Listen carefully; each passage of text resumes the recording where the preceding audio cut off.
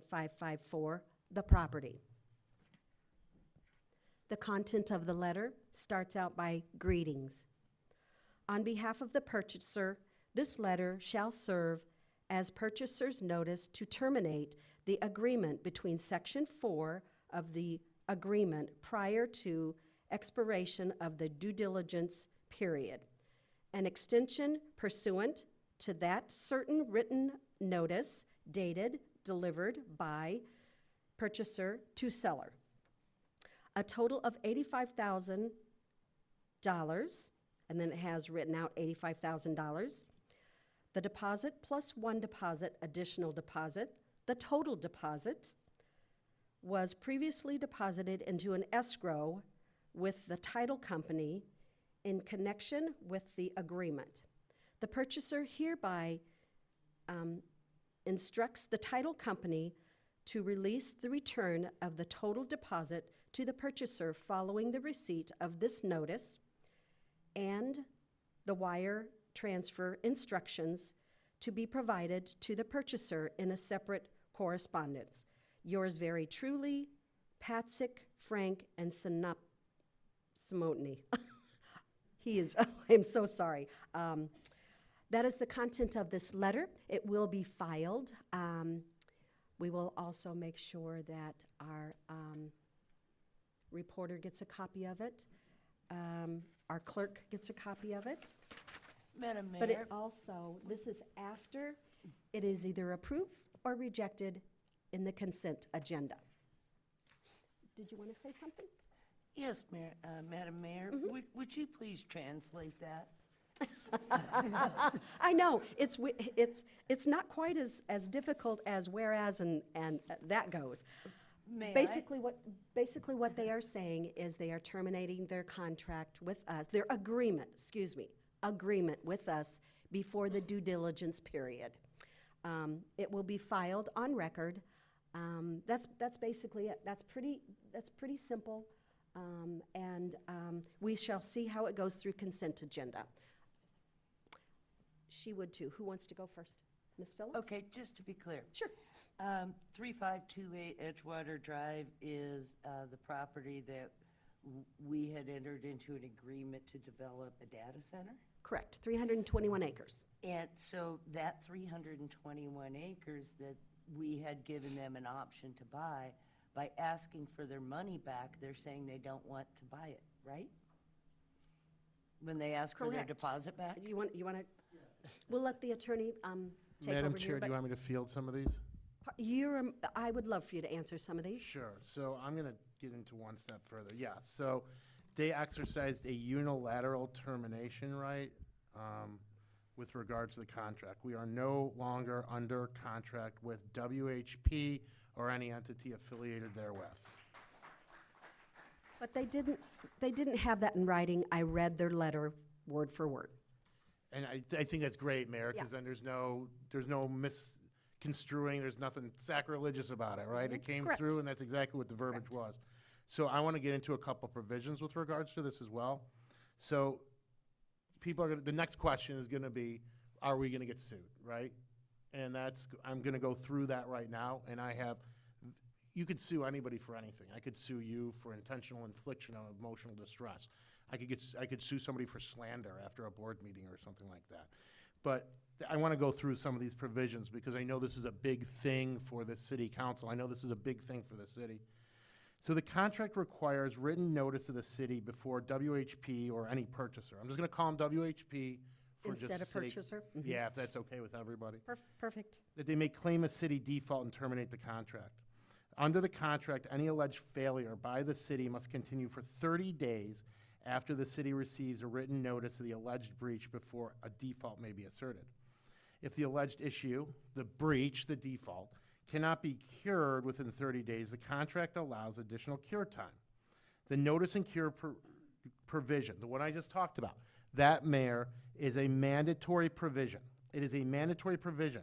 So in practical terms, WHP issues the termination before they say we are in breach of contract. So how can they come back and sue? Okay. Okay? So again, you can sue anybody for anything. I could sue I could sue somebody in Washington DC for something that happens over here. That we just deal with, but we talk about the viability of a suit. We would go back and we would go in there and be like, you sent in this letter that said you're out. We have this contract that was binding before it, and it said that you have to, they say, cure, fix this thing and go from there. They never did that, and this is done. So if WHP or the purchaser terminated the contract without providing the required written notice, they did not follow contractually required procedure for declaring the city in a default. As such, there cannot be a realistic claim for any damages with regards to this. So it's a clean break, okay? So this contract is over, it's terminated, it's done. We have to return the earnest money, which I think this council will be more than happy to authorize us to do once this letter is on file, if this passes through consent agenda. And I think with all that being said, I hope that the public understands that our stance in kind of staying quiet at certain things, we had to make sure that things were going to follow through in the proper manner. And I'm going to say it once again, we did hear your voice. Please don't think that we did not. But I feel that we've done everything as properly as we can. Ms. Hoheimer had something else. Or were you finished? No, I think that's great, Mayor. It's a great way you said it, and it is, I just want to make sure that a stake's in the heart. How about that? Yeah. Use that analogy. Okay. Ms. Hoheimer? I wanted to say that, we saw in the news, we heard in the news that 5 of the 7 council members were absolutely against it, and 2 hadn't said anything. And I will be honest with you, Kim knows, I spoke to her in February 4th, to be exact, told her February 4th I was not in favor of it, but asked her if she would keep it in her confidence because I did not want to put the city in any kind of legal position. So she was kind enough to keep that to herself, and thank you, Kim. I appreciate that. That's all I had. Anyone else? Anyone else? Were you finished? Mr. Vasselli, are you finished? Mayor, No, I don't you're like the way not. that sounds, but yeah, I have nothing else to add. I think it's very clear. They terminated on their own volition, and they are now out of contract with us. We have to return the earnest money. And again, the viability of a lawsuit would run right afoul of how they did it. Okay. And we would make sure to defend that, and I'm very confident in the facts supporting any litigation that would arise from that. We appreciate that. Thank you so much for having our back. I will make sure that this gets filed after a vote. We have now come down to item 5, which is public input. Anybody wishing to have their voice heard, please come to the podium. Take a look at the beautiful podium in front. It is gorgeous. Isn't it pretty? Yeah, Make sure this is on. there you go. My name is Kim Bowers, and I appreciate the opportunity to speak, and especially after that great news. I'm here about the item when the public input was apparently, at least according to the news, reduced down to 3 minutes. Is that not true? No, it's 5. Okay, Yeah. so if we're at 5 minutes, what I'm wanting to speak about is the importance of the communication between the public and the council. I really appreciate you hearing us when we brought you information, that I felt like you had reviewed the information. And, maybe everybody may not have had their opinions set, but I really appreciate you being open to the community, allowing us to come, provide you information, and then to, make adjustments based on the facts that many people in the community brought to you. I think that was a really great opportunity. It was very stressful, and I do appreciate all the stress that everybody was put under due to the public outcry. And I just want to put my appreciation for you listening to us and allowing us to provide you information and to have this wonderful outcome. I'm very, very grateful. Thank you so much. Thank you. And Kim, I do want to say, we do appreciate everyone's input. It was extremely stressful on everyone. I have said it before, there was fear in this room for everyone. There was fear of the uncertainty. So we do appreciate you all coming forward. We might not have acted like we did because it's hard to take criticism day after day after day. But you know, we were put in this position to listen and to try to make the best decision that we can. So we appreciate everyone coming forward. Thank you. Thank you.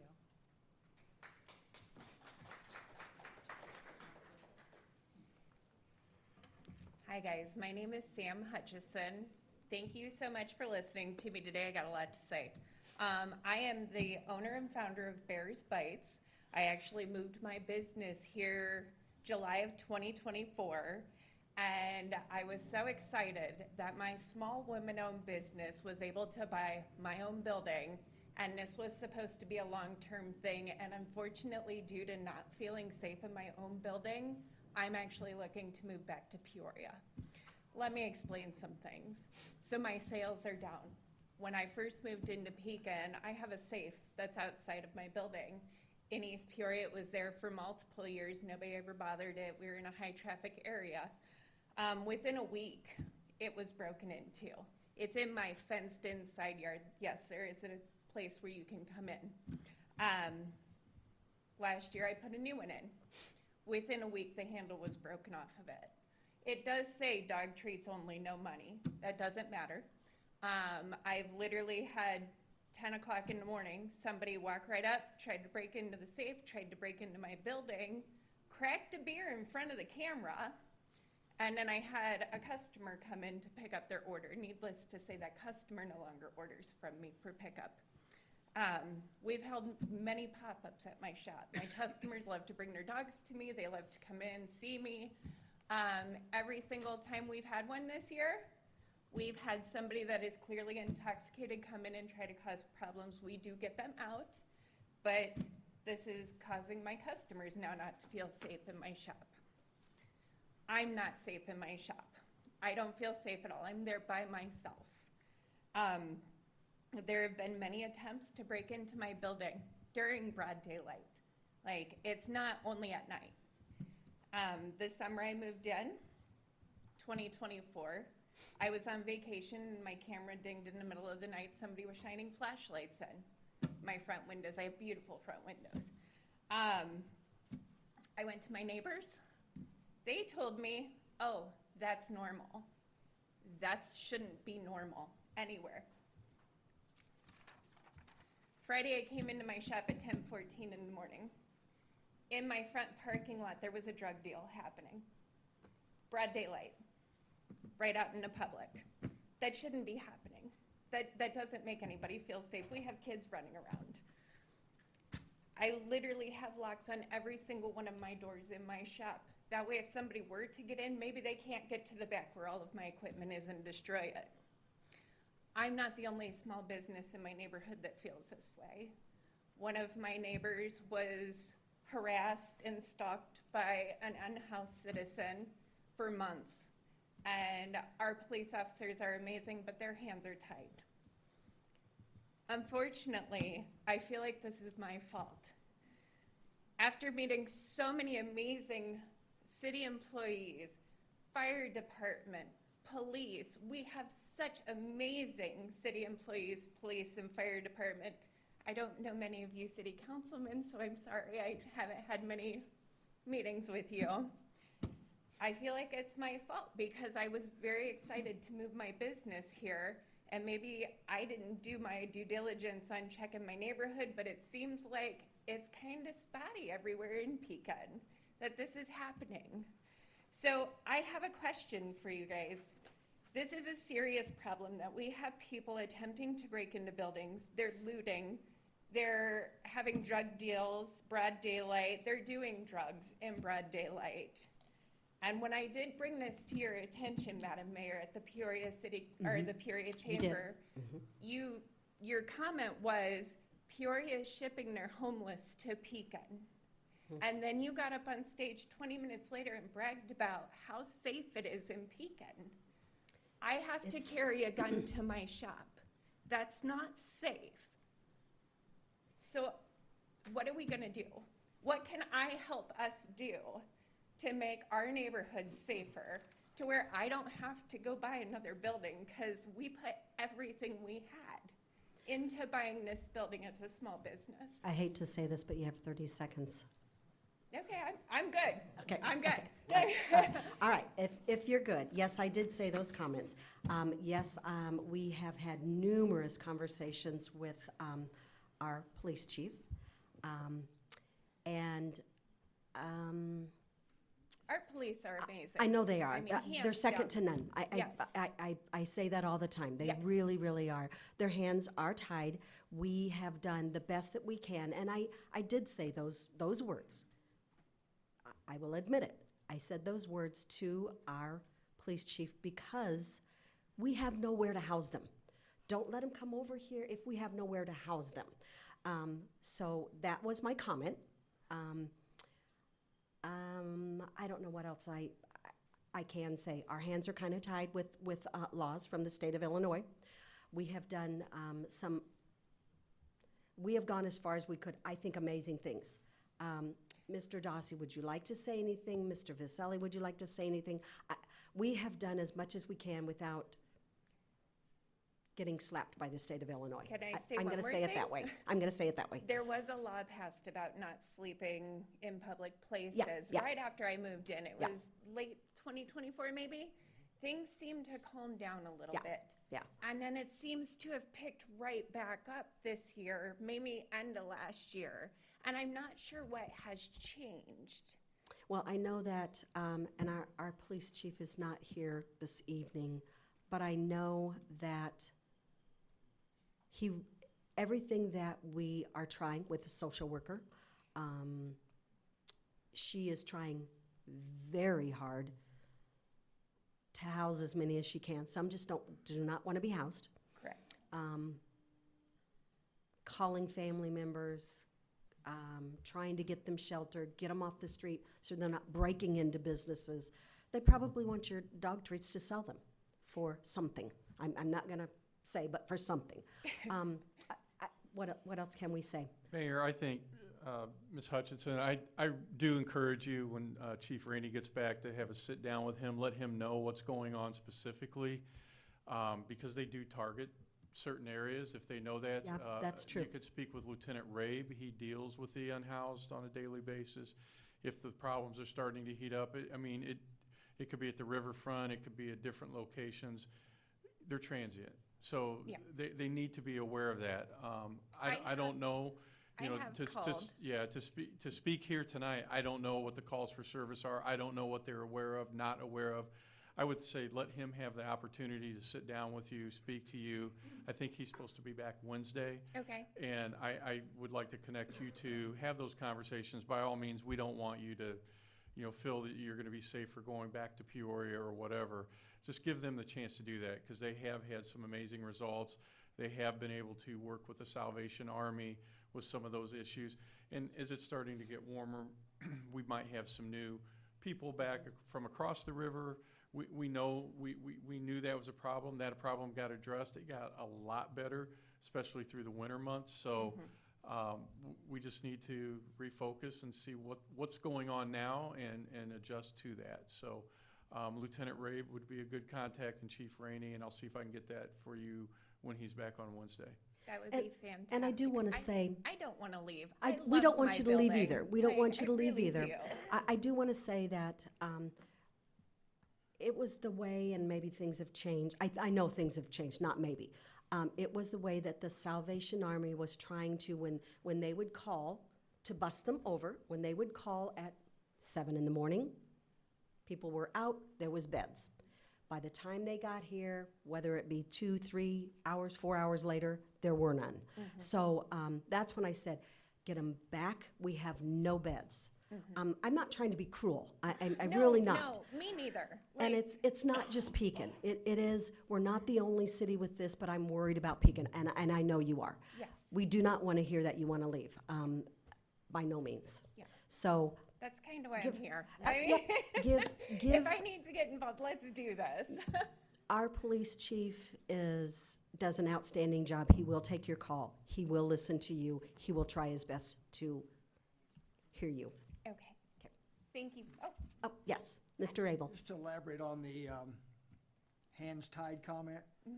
Springfield, in their infinite wisdom, there is such a thing as a homeless bill of rights. Oh, I'm And sure. every city that tries to control this is watched by lawyers.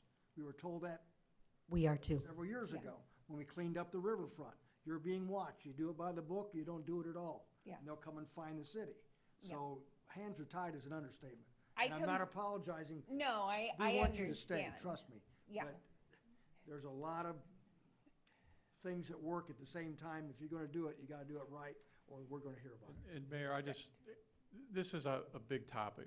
It is. It's a societal issue. is. It doesn't, it's not just Pekin, but I think it's very important to know. We just did attend Lobby Day, met with a lot of our legislators. There's actually a bill out there right now, that basically is gonna, I guess, outlaw our ordinance, or, that we can't have that ordinance in place anymore. And we had a lot of conversation on that, and we actually met with the governor's office on that Wednesday and spoke to them about, before you pass banning this, you need to come and see how we're trying to address this. Because if it passes, we're gonna have problems, because there's not a thing we can do. It's, And I will tell you that, everything that we have that's working right now is not, we can't do it anymore. yeah, and I will tell you that Peoria County, after they said theirs is ramping up again, what did you do in Pekin? I told them a few things, just like I said tonight, a few things, and they're worried too, because of the laws that are gonna come down, and it's going to be, make it harder and harder on every city. Yeah. And the warm weather, that's true. I know we didn't give her an answer, except, Yeah, no, we're gonna connect her with Chief No, Rainey and Lieutenant Right, Ray. that's Yeah. very helpful. Okay. I just wanted to express my concerns, because I didn't know what I should do other than pack it up and go, and I don't Don't wanna do that right yet. I don't wanna do that, because, good Lord, I love my building, I really do, so. well, I don't have a pet, so I have to say I haven't been down there, but people that have pets love their pets and they love their treats. Oh, yes, yes, they do. I'm gonna have Shelley get your name and phone number so I can give it to Chief Rainey and Lieutenant Ray. I might have Lieutenant, reach out to you tomorrow, Okay, okay? Thank you so much. thank you.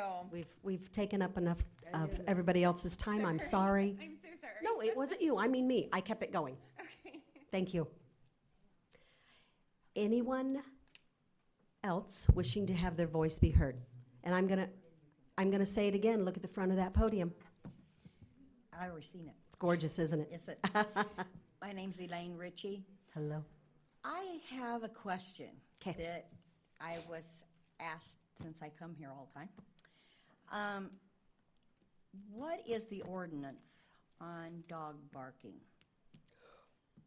Well, that would be a noise ordinance.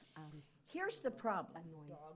Dog Yes, barking, that would be here- a noise ordinance. Here is the problem. Okay. I have a friend that moved into a neighborhood, big fenced-in privacy fence. They got 3 little dogs. They're small. They go outside, they come home at lunch, they let the dogs out to go potty, and then they go in the house, put the dogs back in the house because they don't stay out all the time. And literally, they get the police called on them. But the people that are calling the police has got some big dogs that are outside that bark all the time. So the little dogs bark even in the house. But there is a police officer that comes out to the house, and it's the same one all the time that threatens the one that's got the little dogs that goes outside, that if it happens again, they're gonna get an ordinance and a fine. So if I have little dogs, and they go outside, and I got new neighbors that just bought a house behind me. They've got big dogs. My little dogs run up and down the fence barking at these big dogs. I don't think nothing of it, and neither does she. She asked me if it bothered me. No, it don't bother me. Dogs are dogs. They're gonna bark. They're saying hello to each other. They're playing. At night, they're in the house. All dogs are quiet. Her dogs are quiet at night. No barking during the daytime. At nighttime, at bedtime. Why is she getting threatened and not the other person that's calling, because she's got dogs too that's barking. So why isn't both parties being threatened a fine? Only one is. Mayor, I'm going to just have the chief reach Yeah, out to yeah. Elaine on this one. I don't know all the circumstances. There'd have to be some research done, so he'll have to get some specifics. So Yeah. I'll have one of the deputy chiefs probably reach out to you tomorrow, Elaine. That sounds good. All right, That sounds good. thank you. Thanks, guys.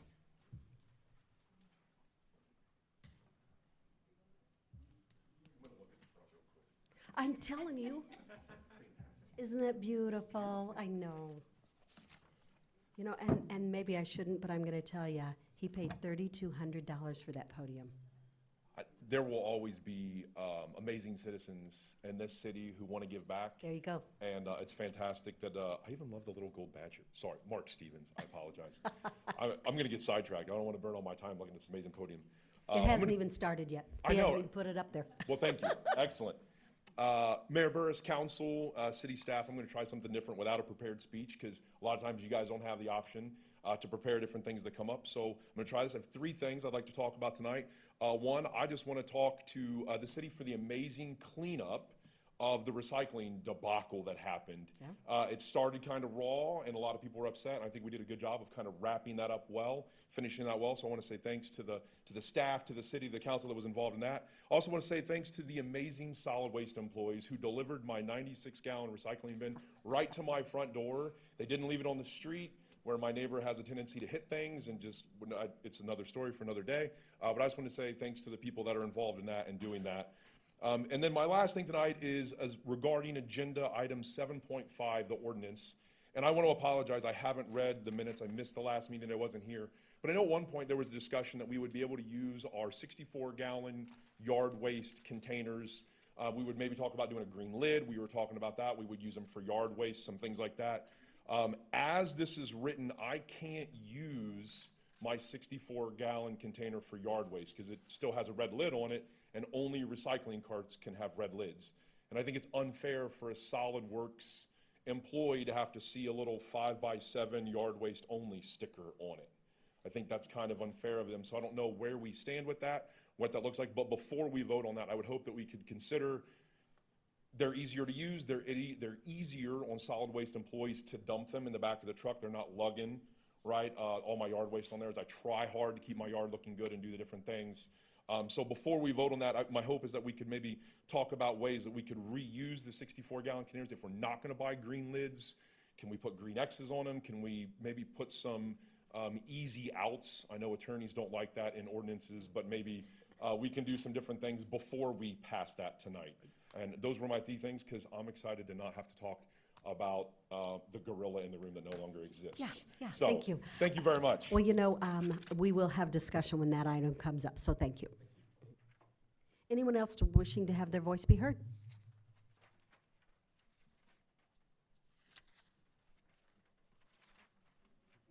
Is that not gorgeous?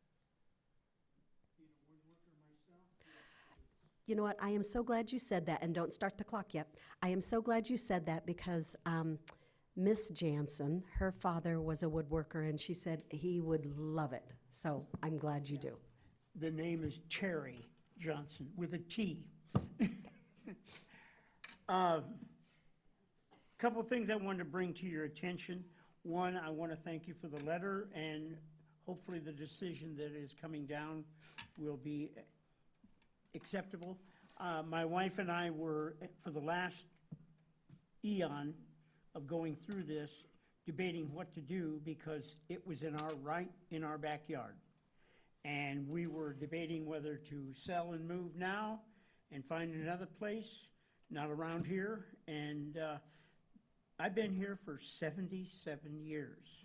Got me beat. Yeah. Well, I'll shoot. 78 or 77? 78. I have tried to serve this community in a lot of ways, be it entertainment or supplying food to those people that are down there at the Salvation Army. We try to do that. My church takes care of that in a lot of ways. But I am thankful things turned out or are turning out the way they are. My other topic is Jeff Yagler. He was denied to be able to shoot deer because it's within the city limits. Yergler. Yergler, Yeah, I'm yeah, sorry. yeah, that's okay. I was trying to figure out who it was. I don't know if any of you people are hunters, but I will tell you this, and you can look it up for yourself. If you start out with a male and female deer, within 3 years, you'll have 60 deer. I mean, I don't think you can fathom what is gonna happen out there. And it's gonna overflow into the city. It's gonna overflow into the country roads. There's gonna be more car accidents, insurance claims. A lot of things are gonna go and happen because I think, I don't wanna say you were ignorant, you didn't know what he was talking about, taking out 200 deer a year. That seems a lot to a lot of you, but it's not. And he was trying to conservatively help in the situation, and he was denied that privilege. But if it's not rectified, if it's not curbed, you have a bigger problem on your hands than you realize. And like I said, 2 deer, male and female. And if you didn't know, does have 1 deer the first year, but then they have twins the second year, every single one of them. And it runs in that cycle, 1 deer, 2 deer, all the time. And if you've got a herd of deer, you're gonna have a lot of deer coming down through into the city too. So I wanted you to be aware of that. I wanna ask you to consider these faces behind me and myself. I realized that they were a repetitive thing in front of you. And I suspect that all of you got phone calls from your family, friends, and everything else that we don't know about. But these faces were trying to not bombard you, but also to holler out, because there was a greater number than just this small group here than you probably have any idea. And it was constant. Now, I'm not going to take my sign down just right now. I'm going to leave it up as a reminder. And I got 3 of them in my front yard, so 1 in each section of my property. So I'll leave them up. But I want to thank you for the problems you went through. We did. And, huh? We did. Well, I know that. I know that. I know that. Many sleepless nights, I will tell you that. As you did too. I'm not disregarding any of your feelings either. Yeah, but I did want to thank you for that, so that's about all I Well, got to say. Terry, I do want to say, I voted for Mr. Yergler to have that right, because I'm originally from the state of Missouri. Everybody and their brother, my brothers did, my father did, all went deer hunting. I didn't, but they did. And I do know, we had conversations with Mr. Yergler that what a problem it would be. Yeah. We had conversations with Mary Jo before we signed on the dotted line. If you do not take care of this, there will be problems. And they will eat every piece of corn Yeah. profit that you have. So I do understand. I just didn't have enough votes. I'm just concerned also for the pristine forest that's out there, that I don't know what you guys have planned. You know, you're on the hook for X number of dollars. That's putting the city in a terrible bind. But I hate to see one of the most pristine forests being desecrated by improvement in your eyes, which when in fact, the forest itself is very nice. I could say a lot, but thank I you. know. Thank you. Okay. Anyone else wishing to have their voice be heard? Okay, I've already seen it, but I gotta see it. That's so cool. I love it, I love it. All right. Hello, my name is Zoe Carter, as you know. I came tonight to talk about the data center, and now knowing the news, I am incredibly grateful and excited for that. Just to let you know that my stance on the data center and data centers in general. I don't know if you heard, but apparently they're trying Delavan next, and I'm going to be in Delavan next, because I do truly believe in our region and having a good environmentally sound region. And so, yeah, no, I'm not done. I wanted to, other than that, I wanted to kind of talk about just a couple things really quick, and this is just all off the top of my head, so strap in. One comment that I want to make about what was said earlier about the unhoused population that we have in town. Yes, it is really, really bad. It has been really bad for a while now. But I do not think personally that a blanket just banning the unhoused and arresting the unhoused is going to do anything. The biggest problem is it is societal. It's societal. It is also monetary. A lot of these people don't want to be homeless. I mean, there are people that Some want want to. to. Some want to, and that's, that they're over here. But a lot of people don't. If you have the choice of having a roof over your head, a warm meal, and steady income, you'll choose that. I would love to see, and if you haven't seen it yet, I would love to see the city council look into what Bloomington's been doing. I don't know if you have seen what they're doing with their. I have not. So they have last time I checked, it was like a 46 cabin facility. That these are little itty bitty little cabins, and they're for the unhoused. And so what will happen is, they can have these and they can stay in there for, I can't remember how long it is. And it gets them off the street. It gets them a clean bed and a roof over their head while they are trying to figure out where to go. And in that facility, there is social workers, there are police officers, there are drug counselors there to help these unhoused people either get clean, to get jobs, and to get them off the street. The biggest problem we have, and from the time I was a little kid to now, the biggest problem everyone has is costs. It's cost of living, it's cost of housing, it's cost of everything. And, as someone who has been poor, has been on food stamps, is currently on Medicaid, and fighting to stay on that because the federal government is, having a bit of compassion for the unhoused and not seeing them as immediately awful, bad people that are here to break in and steal and catch things on fire and whatnot. We need to have a little more compassion. And yes, there are people being bussed over from Peoria. But if they're being bussed over from Peoria and then they come here and there's not enough beds, shouldn't there be progress made to try to find a way to get more beds to help these people out so they're not coming over? But if Peoria is their home, why don't they want a bed in Peoria? Well, That's my, Well, no, I understand. yeah. And that's Peoria's problem. Peoria is not doing their job. Peoria is not doing their job at all. Well, they were the ones that called me on, what are you doing, because it's working.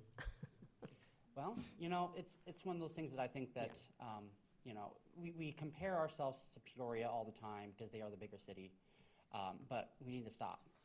We're not Peoria, we're Pekin. We need to be proud of Pekin. We need to be the shining light, and if Peoria's doing something wrong, we shouldn't be like, well, they're doing it wrong, so we're gonna do it wrong too. We need to figure out ways that we can help everyone here, including, I seriously look into it's the House of Hope, or I can't remember exactly what it's called, but they have this 46 cabin. No, You have 30 seconds. So, And other than that, I just want to say, please look into that. I think it's a really awesome idea. Two quick things, and I'm going to do is one, I said the 17th, on May 18th, I'm still doing it. I may not be running anymore, I'm still doing it. I'll be down on the riverfront, cleaning up the river. I please implore anyone who wants to come along to help clean it up. And also, one last thing, I noticed coming in, that clock out there, I would really like to get that fixed.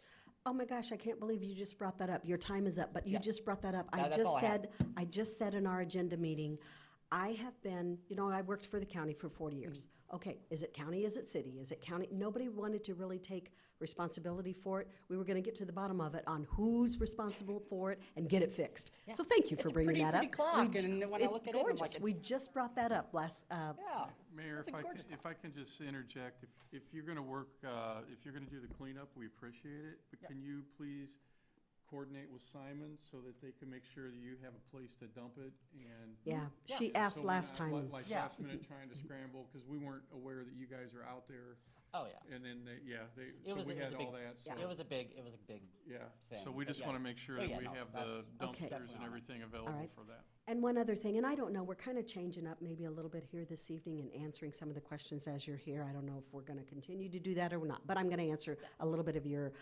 Peoria. I don't know all the details, so I hope there's not reporters out there that are going to tell me I'm wrong, but I believe they had apartments, they were going to try to fix up, and it didn't quite work. Am I right or wrong? For the unhoused. Something happened, whether it was too much money, wasn't safe, so they were trying to do, some different ways to house them. I would look Unhoused. into Yeah. what Bloomington's doing. Yeah. It's fantastic. So, thank you. Anyone else wishing to have their voice be heard? Hello. You forgot to look at the front of the podium. Oh, yes, You know I'm going to tell you that. absolutely magnificent. Gorgeous. How Adam are you this Rogers. evening? I'm doing fine. Adam Rogers is my name. So I basically, I was listening to the other speakers tonight. I didn't plan on coming up here and talking tonight, but I listened to them, and they made some very good points. For one, I agree with Zoe that the solution to the unhoused problem lies in compassion, housing, and in care. Specifically, we need more caseworkers and stuff like that. Salvation Army can't handle the entire load themselves. It's up to the rest of the community to pick up the slack. Like it or not, these are members of our community, whether they were originally or not, whether they're housed or not, they are members of our community. And we need to remember the golden rule when it comes to them: do unto others as you would have others do unto you. Put yourselves in their shoes for a moment. Think about what they might need, what might be holding them back, and then maybe we can, as a community, come together and provide that for them. I don't think the answer lies in more law enforcement, as in locking these people up.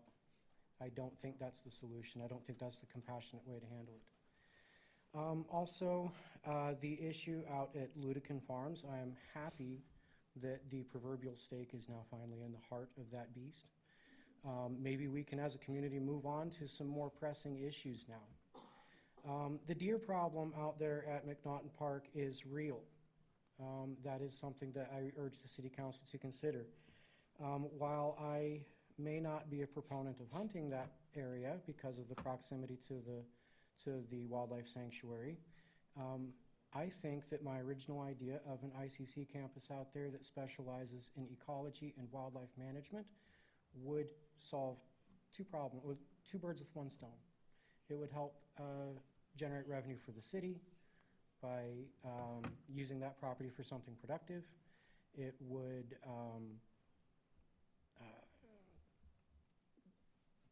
would necessitate the sale of the property to ICC probably, which would recoup some of your losses on that. And it would help to control the deer population out there, I believe.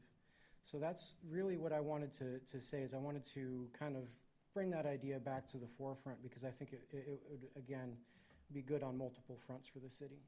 And I think ICC would probably be very interested in it, though I can't speak for them. Thank you very much. Thank you. I do want you to know that it's not that I don't have compassion for the unhoused. I hope that you didn't get that out of me saying, get them back to Peoria. We have enough problems housing our own. People that are actually from here, people that actually have families, but for some reason they've been disconnected from their families. Yeah. We have a social worker that does an amazing job. She reaches out to those families. What can we do to help you with this son, daughter, brother, whatever? It's just, when we can't take care of what we have, how are we supposed to take care of more? So that's why I said. Get religious about it, but I do want to throw out there, what would Jesus do? I get it. Okay, You Yeah. know, what would Jesus do? You know, we have an obligation to welcome the foreigner in our land and to take care of them. And, you know, regardless of their origin, they are here now and they are part of our community. So we need to show them our better side.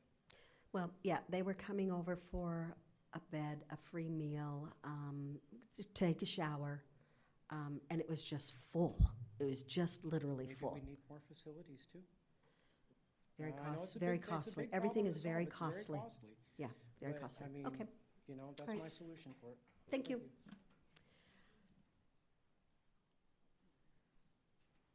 Hello, Renee Thomas, RENEE-THOMAS, Renee Thomas, from Orlando, Florida. My third time to speak, hopefully my last time.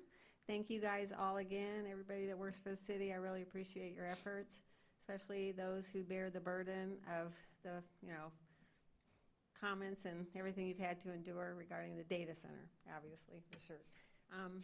Thank you to everybody who was vocal and supported it in front of the world and even behind the scenes. I know you all have a good heart. I think my only comment is that I'm super happy to hear the announcement, and really everyone's looking forward to the resolution, what it is, and obviously how you're going to vote on it. And then aside from that, assuming that it does end this deal, knowing that there is quite an investment in this land, and as I've told you before, I had that 25-year in the development industry, so a lot of great opportunities are waiting now. They're going to be freed up, and I'm really looking forward to see what goes out there. And I think anything that gives Pekin a greater sense of community is going to be what you're looking for, because the data center did not give a sense of community, obviously. Of course, dollars, you know, talk and all that, but sense of community, I think, is what is going to bring this city stronger for all other things. And being a part of it is going to help the community feel like they played a role in it. So I think that I'll end with one word: transparency. Okay? Thank you. Thank you. I do want you to know that, you know, whether some of you feel like we were doing wrong, we were actually doing our job. We really were. We might not have had the same opinion, but we were doing our job. So, so thank you. Thank you. Did you look at the front of the podium? You know I'm going to pick on you. Yeah, I'll see it here in a minute. All right. Matthew Johnson. I got my tax bill here, and I certainly know that the city and the city council doesn't control every line item on here, Correct. but you control a couple. And I want to specifically talk about this one here, because it's been said multiple times by multiple individuals that the city doesn't really control this one. And I'll agree that the city council doesn't control the monetary value that's tied to this line item. And it's a line item, it's itemized out on here. But of course, I watch the meetings, and I know how this works. The city made the proposal. The proposal came to the previous council. Some of you members were on there, and you voted this in. So it's two streets, right? And yeah, it's no secret. I'm talking about the residential TIF district I have to pay into. I don't agree with it. I personally feel it's a joke. It's a hill that I am not alone on. I am just the one standing here speaking out against it. It's a monetary value I pay to the city of Pekin. It goes into some fund, and that fund is allowed to be distributed by votes on the council, okay?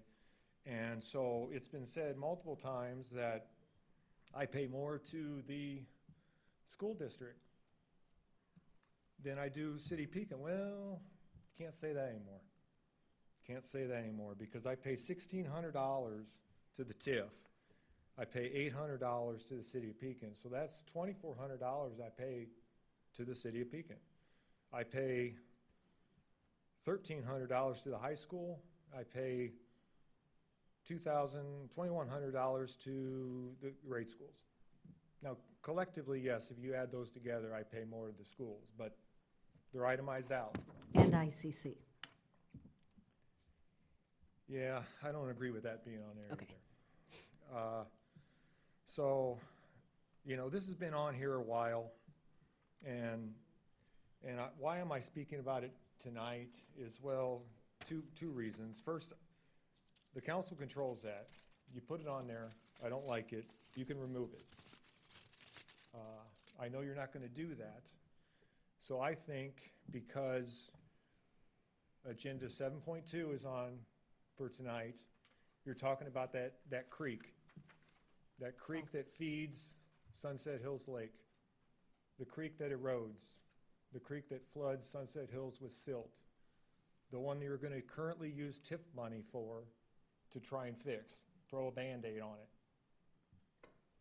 Well, if the city is gonna try and use TIF money to fix a creek, then I should be allowed to use residential TIF money to dredge my portion of the lake. Because that never happens, but yet you just throw a Band-Aid at it. I could have told you it was eroding. You just have to watch it when it rains. It just comes flooding in there. So that's what I feel. You should at least abolish the TIF. If not, then us individuals at 2016, 2018, not 20, 1916, 1918, 1920 Highwood should be allowed to use money we pay into the TIF to try and curb silt. In regards to the data center, is Terry still here? No, Terry left. He would like this. Terry's a good friend of mine. I've known him all my life. He speaks from the heart, and I helped him build that home. Him and my dad, no relation, honestly, but him and my dad were best friends in high school simply because they shared a locker together for all 4 years. They got stories they could tell. He eulogized my 100-year-old grandparents when they passed. Great man. And when he spoke from the heart, and he didn't want that, and I didn't want it either. So I appreciate you listening to us complain, you know, but at the end of the day, the previous council, you didn't have to sell the land to them. You didn't have. 20 seconds. Yeah, I know. You didn't have to sell the land to them and even be put in the situation you were put in. It is a nice podium. Thank you. Anyone else wishing to have their voice be heard? Doggone right you do. You're like, what does she keep talking about?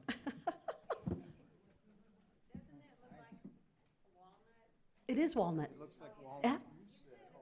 Did I say oak? I am so sorry. It's walnut. Yes, I am so sorry. Very nice. Please correct those minutes. How's this adjust?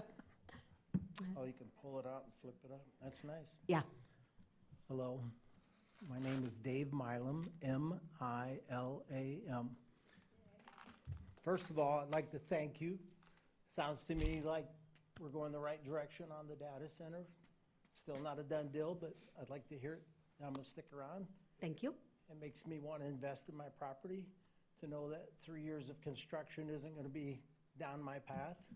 And I thank you for doing your due diligence and finding out and knowing about it. And like I said before, I go do 100 landscape jobs. They might tell one customer what a great job is, but you do one wrong, they'll tell 400. Oh, yeah. And I've been in business my whole life. I'm offering to Josh Ray again, and anybody else from the city, I'm happy to give you some ideas with what you could do with that property. And understand that you can't just buy property and not make money with it. I understand that. I've been in business my whole life. If you buy a bowling alley, if you're not selling drinks and fun and lane usage, you're not gonna pay your taxes. That's what this is all about. We're stuck with taxes now. Let's figure out a way to work together and come up with a plan to turn this into something prosperous. My sister Renee talked about community, and that's how it's gonna happen. Pekin, I could have sold out and left Pekin a long time ago, but I didn't.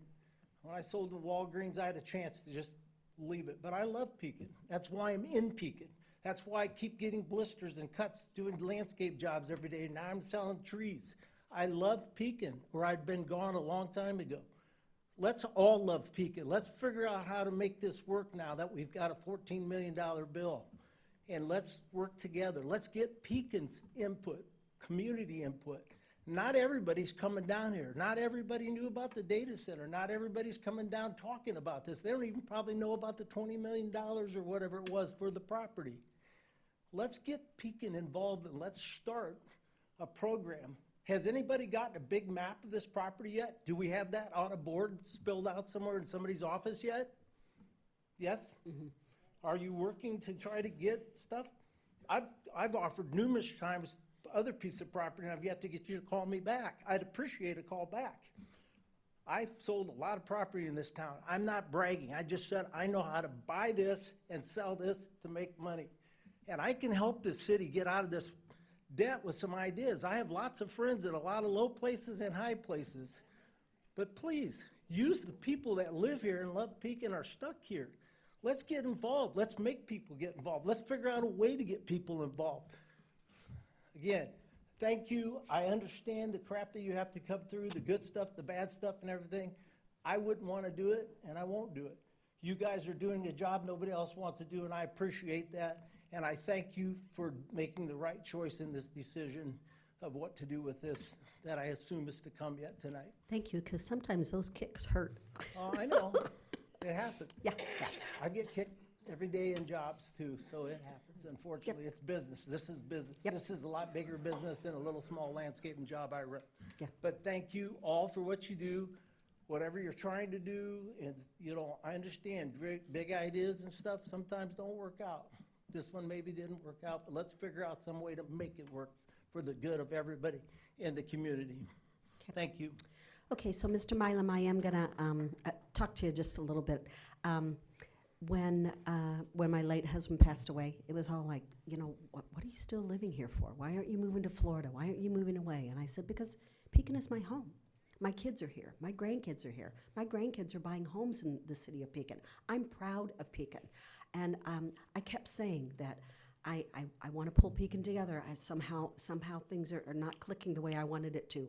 I want everybody to be as proud of Pekin as I am. And so I feel your passion. I really, really do. Some people might not think that I do, but I really do. So we are, I'm just going to say a few things that maybe I don't know if I should be saying or not. Mary Jo came to us. Right. She had an offer of over $20 million. I heard that. And it's true. And she said, I don't want to sell it to another country. I would love for the city of Pekin to have it. If we didn't set our destiny, somebody else was going to. Absolutely. We do have contractors, construction people, I don't know, whatever you want to call them, big, that are reaching out to us. We are listening to everything to see what is going to be right. I was still doing daily my due diligence on this data center. What's right, what's wrong, what's new, give me another month, there's something else new, there's something else worse, I really was. But not just a community and council. I feel like we didn't have support from people we should have had support from. So that's all I'm going to say, other than we are still moving this city forward. We are still going to do our best to get that land sold, get it developed, and I hope you guys all hang in there with us. And yes, give us your ideas. I will follow up with Mr. Ray and make sure that he's one busy man. I will tell you that. He is pulled from post to pillar, but I will make sure he calls you. Thank you. You're welcome. Anyone else wishing to have their voice be heard? Seeing none, public input is now closed. You guys, thanks for listening to me go on and on about the podium, and it is walnut. Chair would entertain a motion for item 6, which is the consent agenda. Madam Mayor, I move that the following items I'm about to read on the consent agenda be approved when I'm finished. 6.1, accounts payable paid proof list through May 1st, 2026. 6.2, receive and file fiscal year 2027 budget transfers through May the 6th, 2026.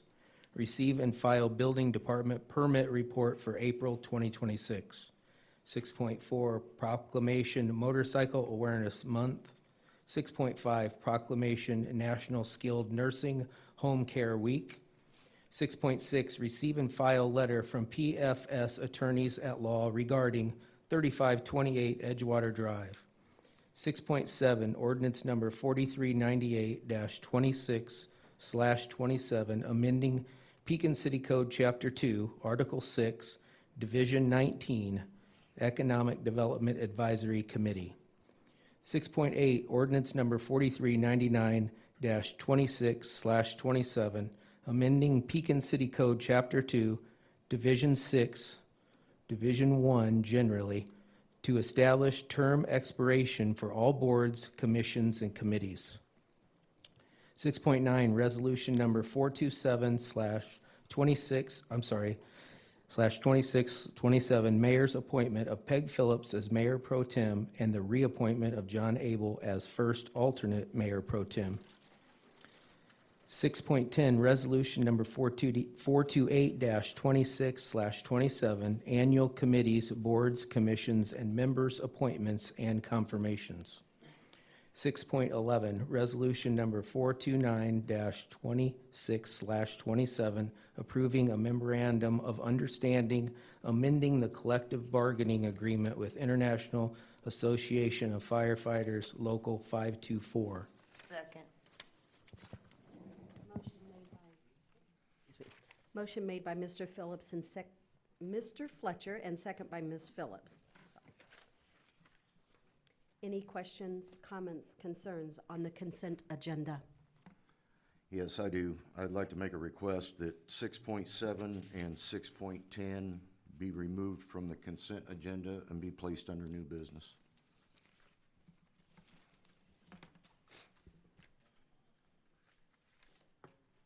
I have to have a second?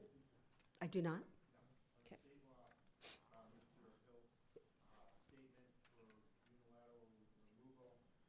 The main body of the board meeting is granted. Okay, so 6.7 will be, do we want it above 7.1, Madam Clerk, or do we want it below 7.8? I don't know that it really matters. Okay, we will Put it do at 6. 7.9. Pardon me? 7 point, Where do you want it? No, that's fine.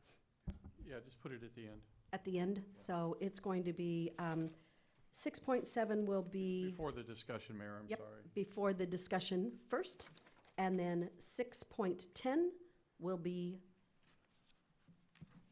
right after that one, before the discussion. So I don't know if you want to give it a number, or? Perfect, perfect. So let me put 6.7 and 6.10.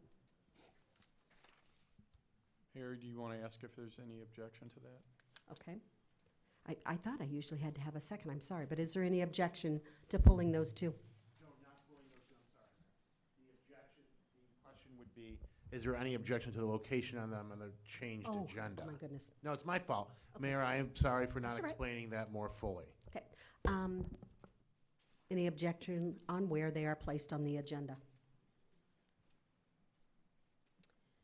Seeing none? Any other comments, questions, or concerns on the consent agenda? Seeing none, council, take your vote, please.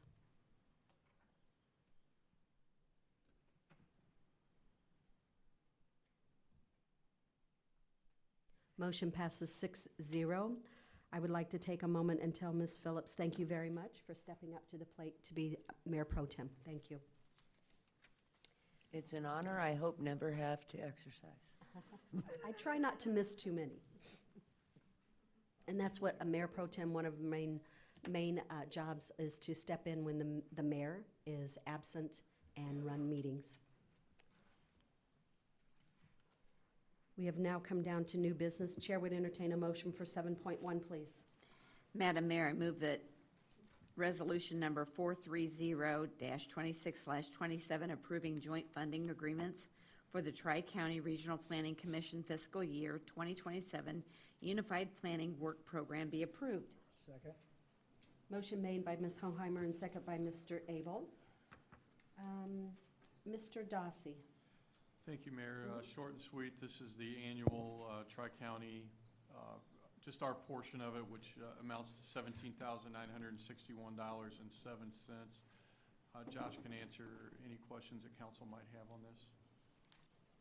Mr. Ray, I have nothing to add, Mayor, unless you have questions. does council have any questions? Council, take your vote, please.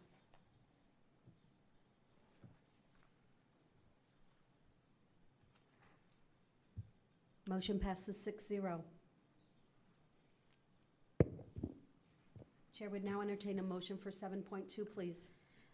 Madam Mayor, I move that resolution number 431-26/27 approving the fiscal year 2027 Economic Development Program funding be approved. Second. Motion made by Ms. Hoheimer and second by Mr. Abel. Once again, Mr. Dossi. Thank you, Mayor. Without going through and reading the entire thing, this is just the program year for the economic development pertaining to commercial building improvements, business assistance, demolitions, residential renovation, investment programs, and high-impact development programs. If council has any specific questions or wants some more detail, I would defer that to Josh Ray to answer. Council have any questions for Mr. Ray? Council, take your vote, please.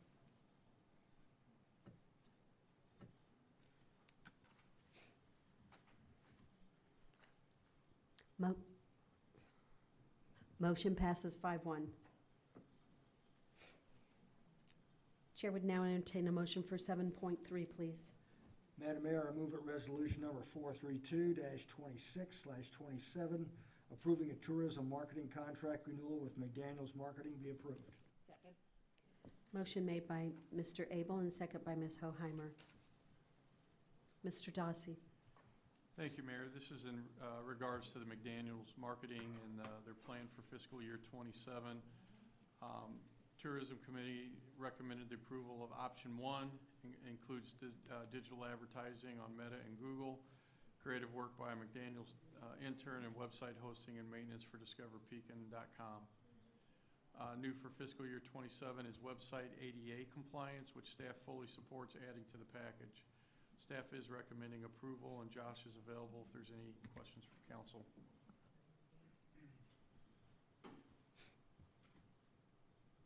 We'll ask that you please be quiet in the audience so we can hear what's going on here. Thank you.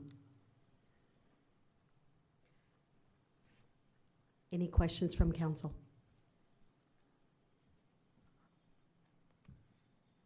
Council, take your vote, please.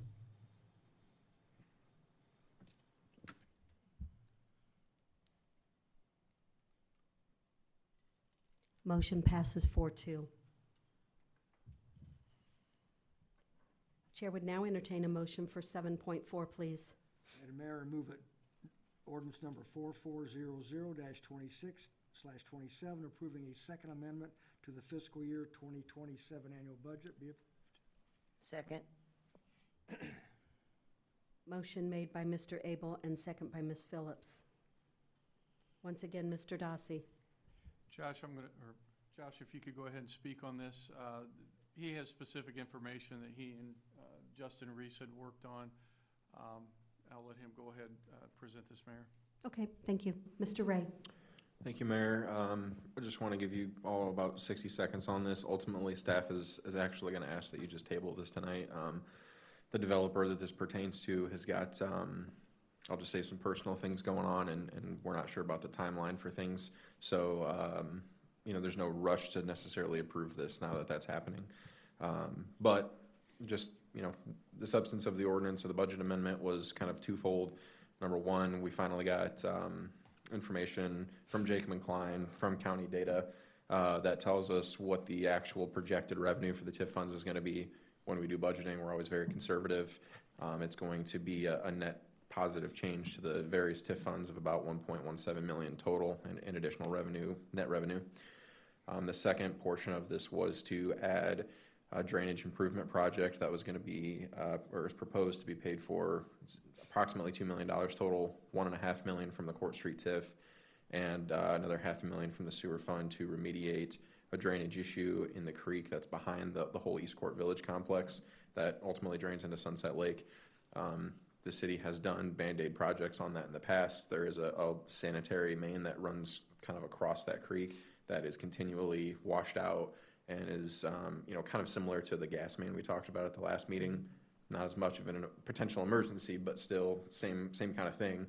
And we've done Band-Aid projects in the past, and while a developer across the street was going to be doing a project that related to this creek, we found out that the creek is under the jurisdiction of the Army Corps of Engineers. Oh. That makes it very complicated. It's a 12 to 18-month permitting process. So while we didn't originally plan to do this larger drainage project, when we were budgeting, we decided that, or staff, would like to propose that, coinciding with the developer's application and everything to do things in the creek, we basically just make a larger application for the whole project so that, we can get the permitting done, coincident with that project. Again, there's no rush to approve this, so if you'd all like to table it to the next meeting, that's fine while we kind of wait on some more information from the developer, or if you'd like to approve tonight, that's fine. Okay. Any questions? Do we expect that we would approve something different in the future? I would just say that if things work out differently with the developer, we might just wait for a future fiscal year where it's more planned, rather than just adding spending to the budget. The Court Street TIF fund, again, with the additional revenue and with just how the budget was presented, does have the 1.5 million sitting in cash, and that is a fund that is designed to accumulate money and then spend down on projects. So there's not really a concern with passing it at all. I mean, staff is proposing it, but just wanted to give you the option to table it if you'd all like to think about it. It's a big expenditure, and we're not in a rush. I would make a motion to table. There's no, if it's not a rush, let's wait. Second. Is that okay? Mr. Fletcher asked to table, or made the motion to table, and Ms. Phillips second. Any discussion on tabling, or we're good? No further discussion. Council, take your vote. On tabling, correct.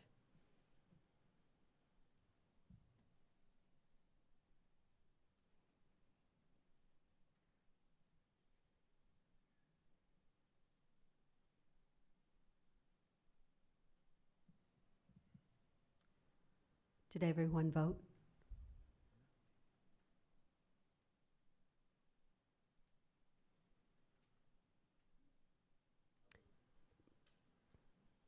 You want to call the roll? Okay. This is on tabling. This is solely for tabling item number 7.4 and Correct. ordinance number 44002627, approving a second amendment to the fiscal year 2027 budget. Nutter absent. Fletcher. Aye. Phillips. Aye. Abel. Aye. Hilst. Aye. Hoheimer. Aye. And Mayor Burris. Aye. Motion passes 6-0 to table. Chair would now entertain there it is. Chair would now entertain a motion for 7.5, please.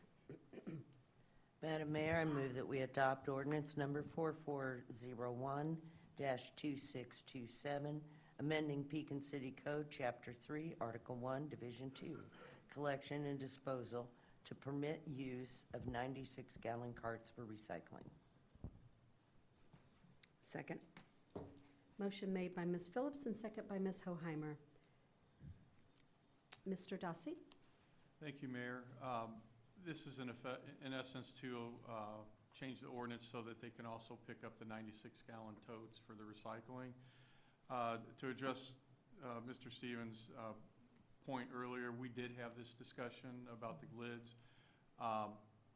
simple fix is if the resident wants to use it for the waste, we do ask for them to get the stickers. They can, I'll let Simon jump in, but we also asked they could paint the lid green or black, I believe, on that themselves.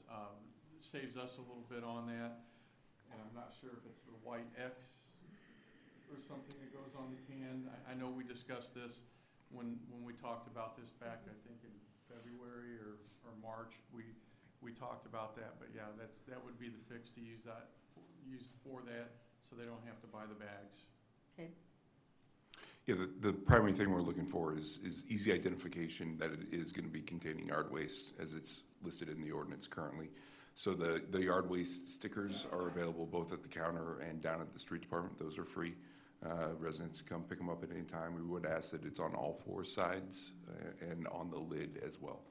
If they decided to paint the lid, that is acceptable as well. Again, just as long as the yard waste is on there. The ordinance is just requiring that recycling has a red lid, but it does not prohibit trash yard waste from having a red lid. Okay, thank you. Simon, if they paint the lid black or green, do they still have to have stickers? Yes, the yard waste label is a requirement. No matter what, even if it's Correct. green lid, you still gotta come up here and get stickers? Yep, yes.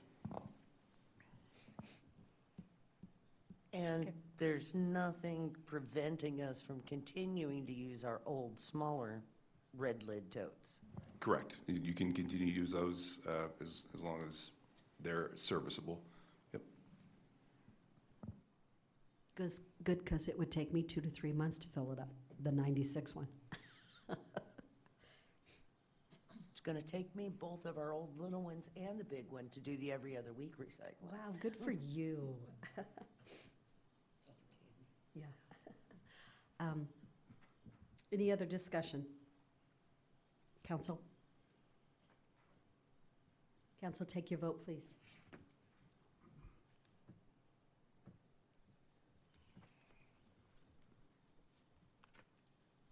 Motion passes 6-0. Chair would entertain a motion for 7.6, please. Madam Mayor. I move that we adopt ordinance number 4402-26/27, amending Pekin City Code, Chapter 3, Article 1, Solid Waste Collection Services, to establish a rate discount for senior citizens owner-occupied residences. Second. Motion made by Ms. Phillips, second by Mr. Abel. Mr. Dossi, once again. Thank you, Mayor. This is part of the ordinance amendment that will allow a $1.50 per month discount for qualifying senior residents. I know some questions had come up about how much it would cost, how many people we anticipate would qualify for this discount.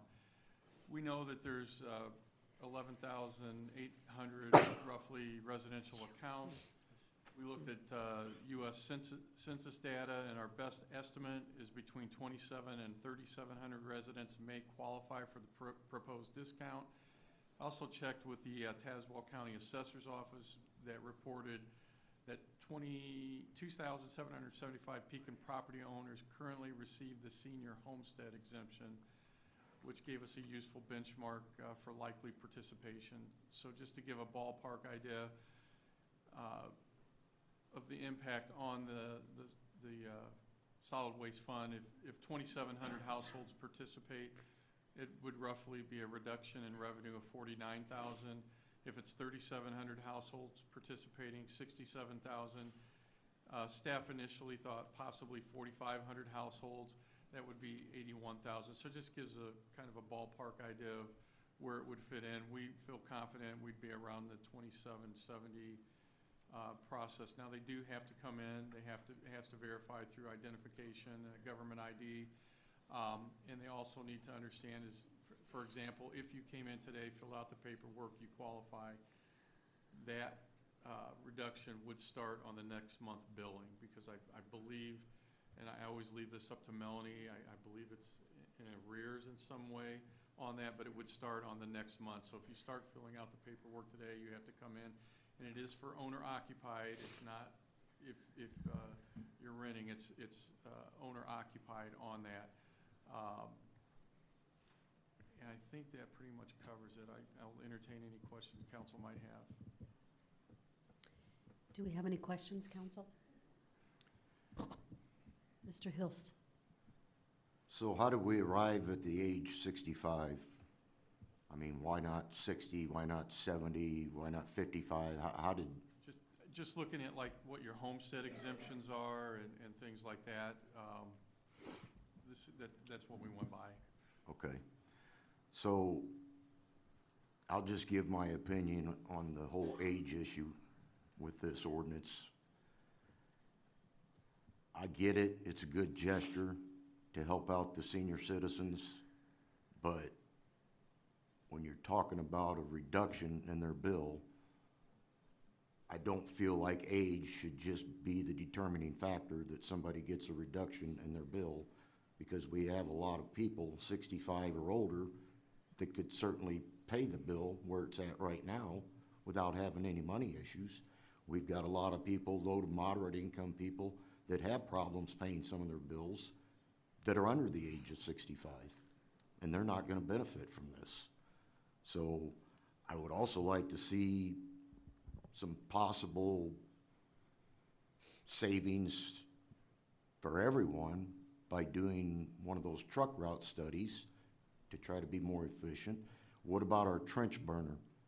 Are we entertaining at all using that to burn our yard waste rather than pay to dump that across the river? There may be an EPA issue with that.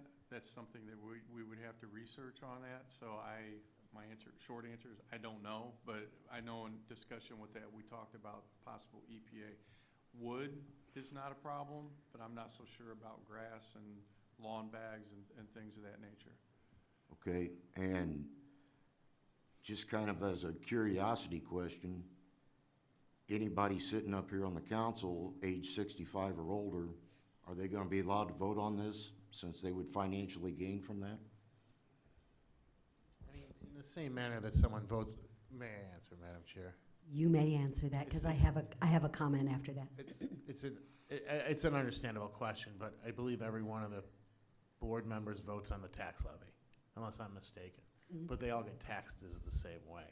So it's the same type of thing. It doesn't really matter that someone's over 65. There's many different senior citizen breaks that go on through all levels of government, because they are some of our most,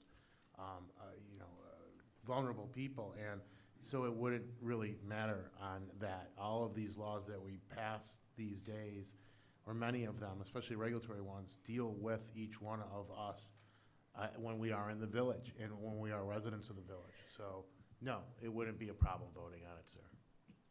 That's all I have, thank you. Okay. Anyone else? Mr. Fletcher?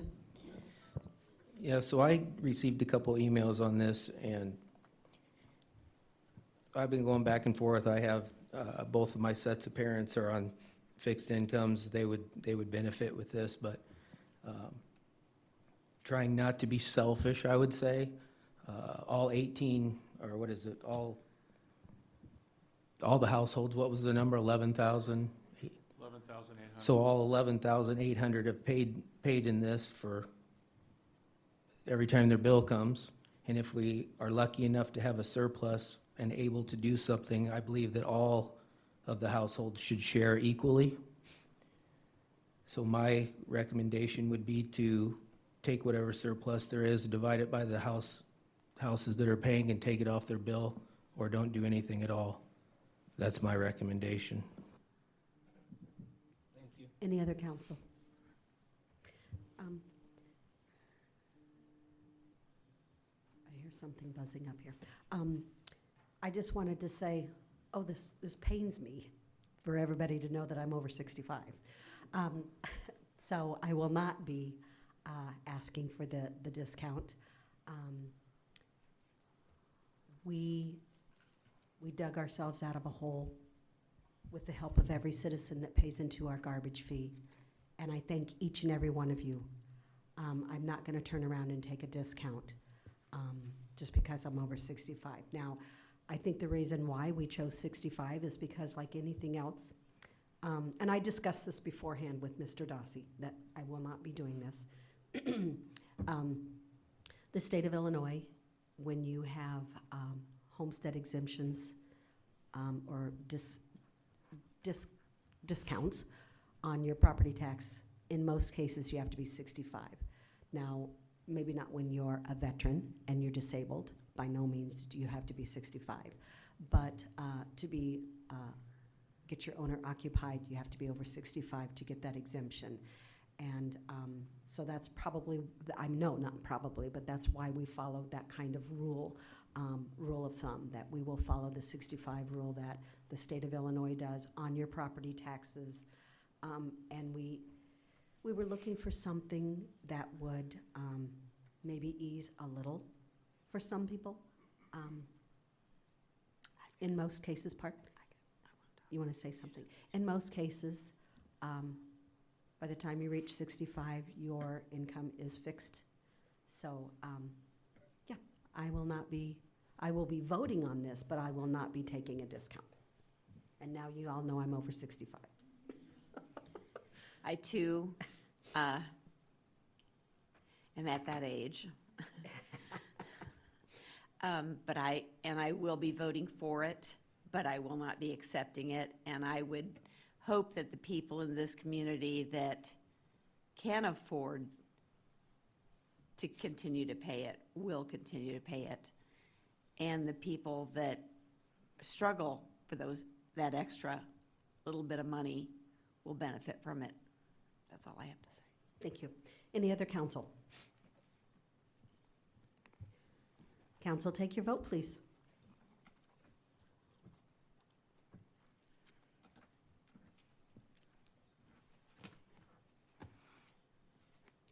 Motion passes 4-2.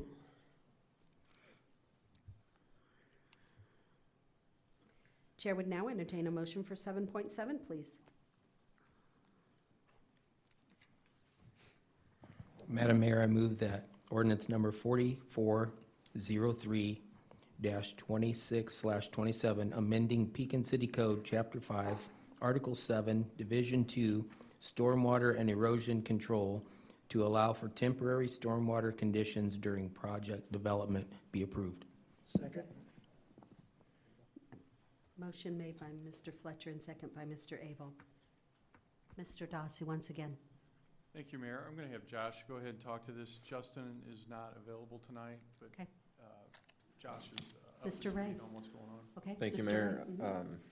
Our city engineer, Justin Reese, and Nick McQuett and I talked about this for a while, so I'll do my best to put their thoughts forward. But again, the project that's going on over in front of the Menards, and as we found out with the Army Corps of Engineers, that project brought forth this idea that we do something in practice that, while, allowable, a lot of places do it, it's not technically codified. So we just want to take the opportunity to put something in place on the code books. Basically, it's going to allow projects, like while they're in development, you don't necessarily have to do all of the stormwater work first before you start any other portion of your development. Now, it does also say that you can only get a temporary certificate of occupancy until all the stormwater work is done, so you can't close out a project till the stormwater work's done. But essentially, that's the idea, is that, if you're going through IDNR, IDOT, or Army Corps of Engineers or whatever, you can have these temporary stormwater conditions throughout your development period if that was part of the plan. All the projects have to submit civil engineering plans that include erosion and control and stormwater pollution prevention plans, a SWIP. So as somebody like this developer would know that they're going to have to go through 18 months of permitting, they would include, hey, I'm going to plan on doing what work I can, and then as I get approval, I'll finish it.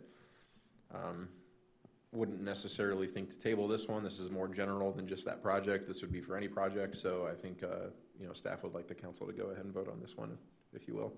Okay. Anything from council? Mr. Hilst? So when we say temporary, and then you mentioned 18 months, is that gonna be the maximum on this temporary? I mean, how long can somebody have this temporary stormwater condition? I don't think there is a maximum put in there. Essentially, I mean, you can only get a temporary certificate of occupancy, and I don't know if maybe the fire department knows, is there a maximum length of time you're allowed to have a temporary before you're supposed to come into compliance without repercussion? You set it based on what has to be done still. So I mean, that, again, that would be part of the plan. It's not like, hey, we just didn't get this done, so give us a break. It's like, no, we know this is gonna take, a certain period of time. As you can see in the code, or in the ordinance, as presented, it does say that needs to be a part of their stormwater plan, that is approved by the engineer. So, I think there's pretty good guardrails in place to prevent it from just being, willy-nilly. Like it's a part of the stormwater plan. The city engineer has to approve it. The building official can't give a full certificate of occupancy until it's done. Well, that's one of the reasons I asked, because there's language in here that says a temporary certificate of occupancy can be issued prior to the final stormwater completion. Right, that's the idea. They can issue a temporary one. They can't get a full CO until after the whole thing is done. But there's no time limits attached to these temporary words in here. It just says temporary. I mean, that could be forever then. Theoretically, I guess. Okay, that's all I have. Thank you. Any other council? Just one moment, please. Well, and that's, I guess another note, fire chief just said to me, I mean, we have the right to pull a temporary CO or pull a full CO if they're not in code compliance. So, we do have the legal mechanisms to shut a business or whatever down, or a development down, if they're not complying and they're not staying on schedule, just like any other project that we have, issues with. Okay. Any other questions or concerns? Council, take your vote, please.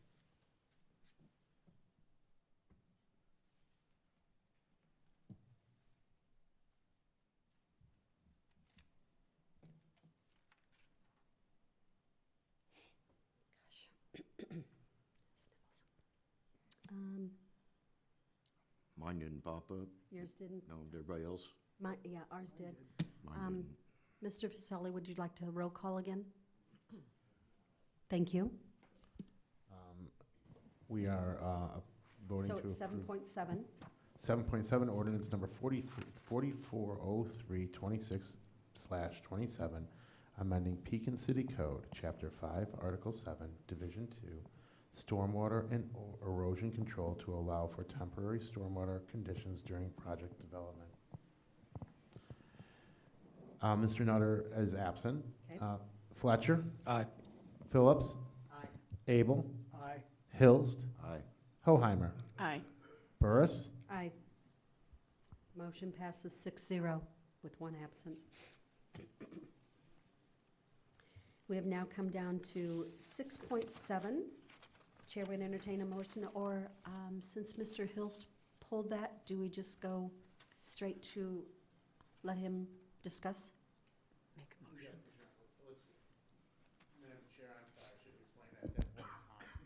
Madam Chair, I'm sorry, I should have explained at that point in time. No, we should put a motion to put it on the floor, get the second, and then follow process Let him- like we let do him through discuss. Okay. the sevens. that Chair we would went through. entertain a motion for 6.7, please. Please.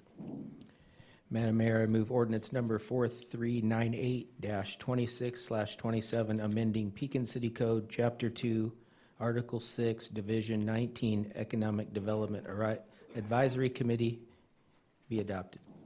Second. Motion made by Mr. Fletcher and second by Ms. Phillips. Mr. Hilst, you had this pulled. Would you like to discuss this first? Yes, thank you. Mhm. So the reason I pulled this is there was some language in the description to change the number of members on our Economic Development Committee from 7 to 9. And it states in here that the mayor recently requested that staff put this on the agenda to raise that number of members. But I don't see anywhere in here where it says that there was a second on that. Did anybody second the mayor's request to put this on here? I don't believe the policy requires that. I think it says specifically the mayor can set the agenda. No, what it says is it takes two council members or the mayor and a council member in order to put an action item on the agenda. Yeah, so I do believe you're correct on the policy, Mr. Hilst. However, you know, it's not as if staff objected to putting this on and it required two council members to put it on. I mean, this was something that was talked about with the current Economic Development Advisory Chair, the mayor, the city manager, myself. So if, you know, my poor choice of words perhaps, I mean, I just wanted to, you know, this is something that the mayor did want to do, but, you know, staff would have put it on the agenda regardless because it's something that multiple committee council members wanted to do, just like any other agenda item. Okay, well, sometimes all we have to go by is what we read in these descriptions. Yeah, fair enough. And I have to use my own opinion That's and fair. judgment on what I'm reading, so. Since I've got this polled and discussing it, I will ask, is there a specific reason why we want to raise that number from 7 to 9? If I recall, back when we lowered the number of members, there was an issue with getting enough members to show up to have a quorum to hold those meetings, and I think that was one of the main issues why we lowered that number. Now we're being asked to raise that back up from 7 to 9. I was just curious if there's a, Do you want? Yeah, Go so, ahead. so that was originally, you know, it was within my first few months of being here, and we were having problems with quorum when there was 13 members, and it required 7 for a quorum. Bringing it down to 9, or, you know, bring it down to 7 requires 4 people for a quorum, 9 requires 5. We have pretty consistently had at least 5. So, you know, the mayor and the EDAC chair asked, like, hey, what's, you know, do we need to go down to 7? You know, we don't want to necessarily remove a bunch of people, but we want to be functional. So it's, you know, in my opinion, at least what I've seen from the meetings over the last couple of years, there's always 5 or 6 members there. So I don't think there's going to be a problem staying at 9. If there is, we can always revisit it. But, you know, today there was 5, so. Yeah, it was just simply trying to do what is best. 13 was just too many for us to get a quorum at times. So but it was the economic development's decision, I think back in '24, whenever we changed that, they're the ones that recommended to lower that to 7, correct? Yeah, so I had recommended to them 7. They recommended to council 7. I might not have put it in here. Yeah, they also made the recommendation to go ahead and put it at 9. Okay. And I mean, I don't have a strong opinion either way, whatever council wants to do, but I think 9 is fine. Okay. I think 9 is great, but, That's all I have on that, thank you. all right. Any other discussion? And this is on 6.7. Council, take your vote, please.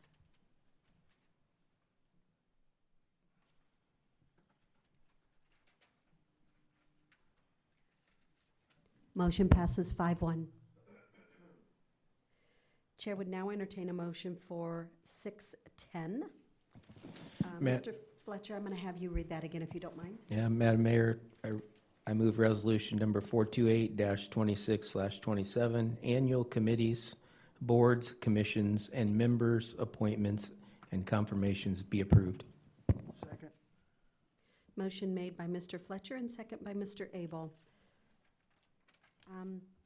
Mr. Hilst, this was a second one that you pulled from consent, so I'm going to turn the discussion over to you.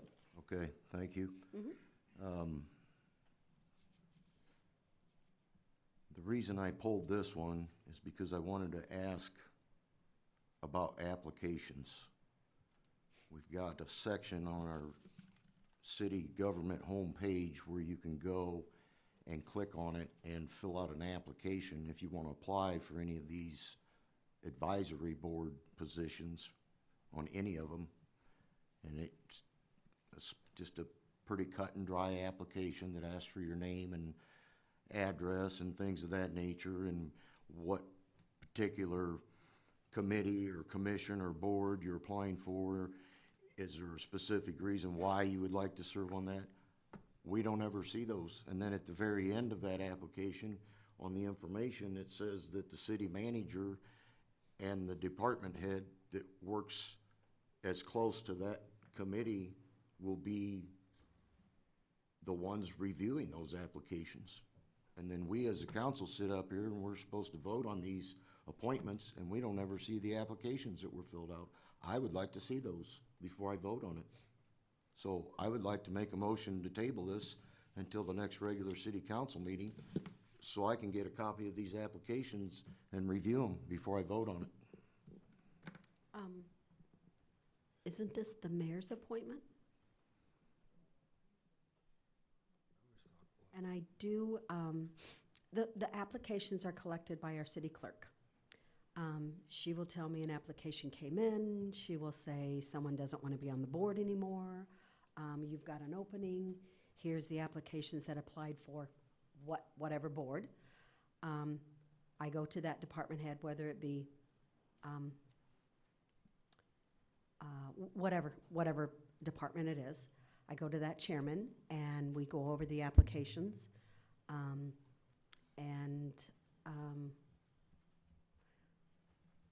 That's how it's chosen.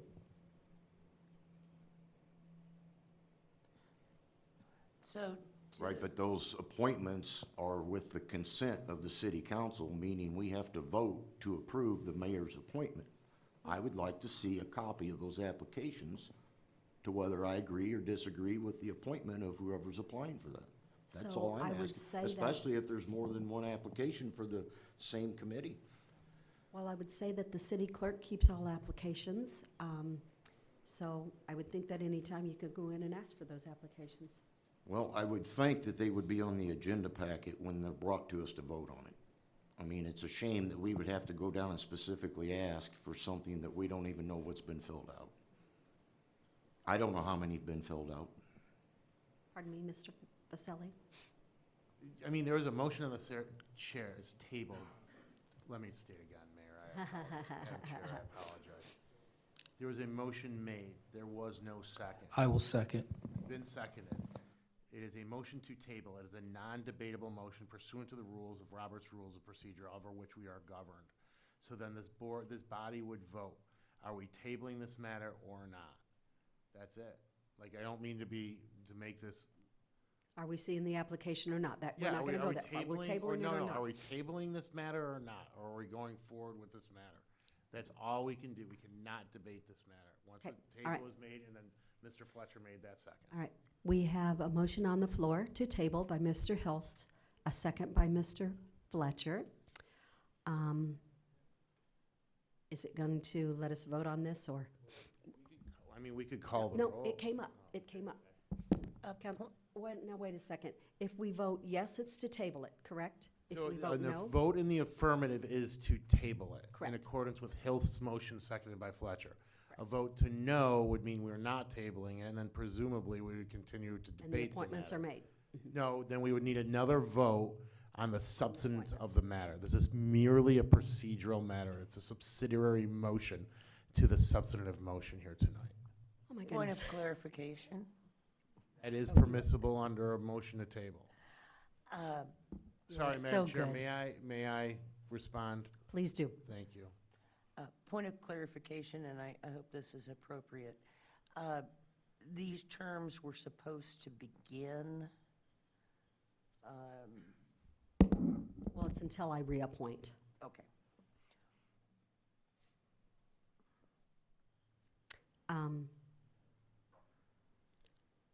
Council, take your vote on either tabling. We have a motion on the floor to table and a second. Council, take your vote.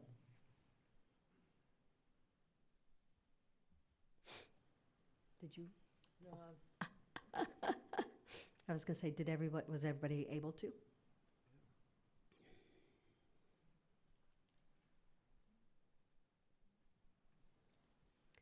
Motion fails 2-4.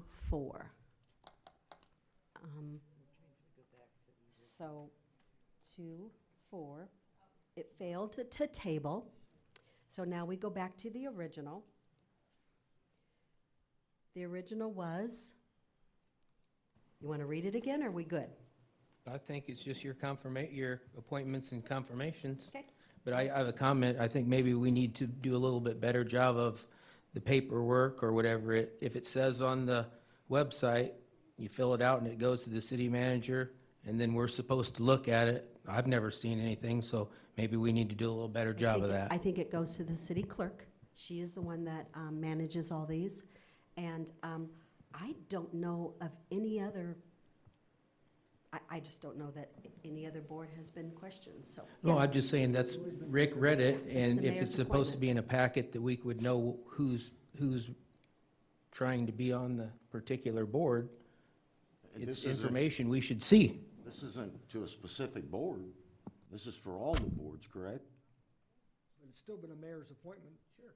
Right, but the language says after those applications are filled out, that they will be evaluated by the city manager and the department head that works the closest to that committee. Okay. Mayor, Mr. Ray? Yeah, if you don't, maybe it's a small point, but just want to clarify, there's not a particular requirement that anybody fill out an application to serve on a board. It's, if somebody would like to fill out an application, it'll be processed. I don't think there's any code requirement, or I don't know, maybe there is a policy, but I don't think so, that necessarily requires these applications to be processed like a job application. So, most of the time it's a reappointment anyway, and I don't think those folks ever fill out an application again if they did once, but that's just a small matter, just. And I will tell everyone that in most cases, I only replaced if someone said they wanted to step down and they had some kind of a vacancy. If someone had been on a board for 10 years and they still wanted to serve, I didn't appoint them to begin with, but I would let them still continue to be on that board until they decide. A lot of times we don't have enough people. That part is true. It's very hard to get some people to come to a 4 o'clock meeting because they work until 4:30 or they work until 5. It's very hard for some to make a noon meeting. So I am very thankful for the people that have stepped forward, and there's not been. In most cases, I just continue on. It was there as I stepped in as mayor. They were doing a great job, and they're continue on that board. Mr. Abel. I think it may have been a Sue McMillan thing, but she always had, after they were all appointed, she'd have maybe 3 or 4 pages, she'd have them available out the counter if somebody wanted, it had the name of each committee member, the phone number, contact, if you had a specific. Like letter airport or, comment, right, you could take it home and keep it with you, but I don't know, it's just. And we do have a new. Her idea, Okay. we just haven't done it since. We do have a new city clerk. We can give her that suggestion that it was brought forward, that maybe board members, committee members We all should got a be, copy, but then it was should be. somewhere here for the public to pick up Okay, also. all right, good point. And I hear the other council members, it's just, I'm set back a little bit. So I got a couple more still. Okay. With what's being said here. So if it's not a requirement that you fill out an application to apply for any of these positions, why do the applications exist? If I could opine, Mayor? If I could opine, just from, having been on the staff side of this, people don't always know how to go about getting on one. They don't know the mayor, they don't know the council member. So there's an application available on the website that somebody can fill out and send in to, City Hall.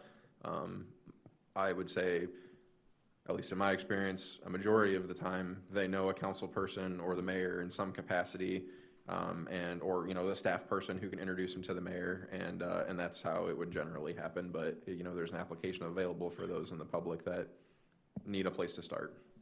I've actually had, I'm sorry. I've actually had people, I am checking out groceries at the grocery store, and they look at me, are you our mayor? Yes, I am. I would love to be on your beautification committee. I'd love to be on the airport committee. So a lot of people will just bring that up to me, and I tell them, get online, there is an application, or you can go down to City Hall, fill things out, and our city clerk gathers them. So, I'm sorry. Okay, so to your point, Josh, if it is just somebody from the general public that's, doesn't know a council member or the mayor, how would they know when there's a vacant position to fill out an application?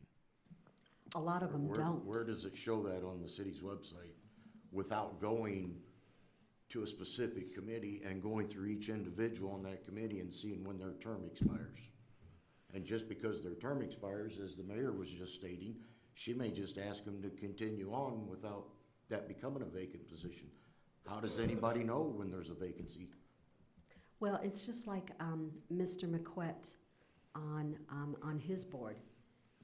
One wanted to step down, and two were up. One wanted to step down, one asked if she could be reappointed, because they enjoy what they do. They're doing a good job, and if you're doing a good job, why wouldn't you be reappointed? And I'm not arguing that whatsoever. That's, Okay. that's not arguing my that- point. I understand there may be somebody currently serving on one of these boards or committees, and they want to keep serving, and they've been doing a great job.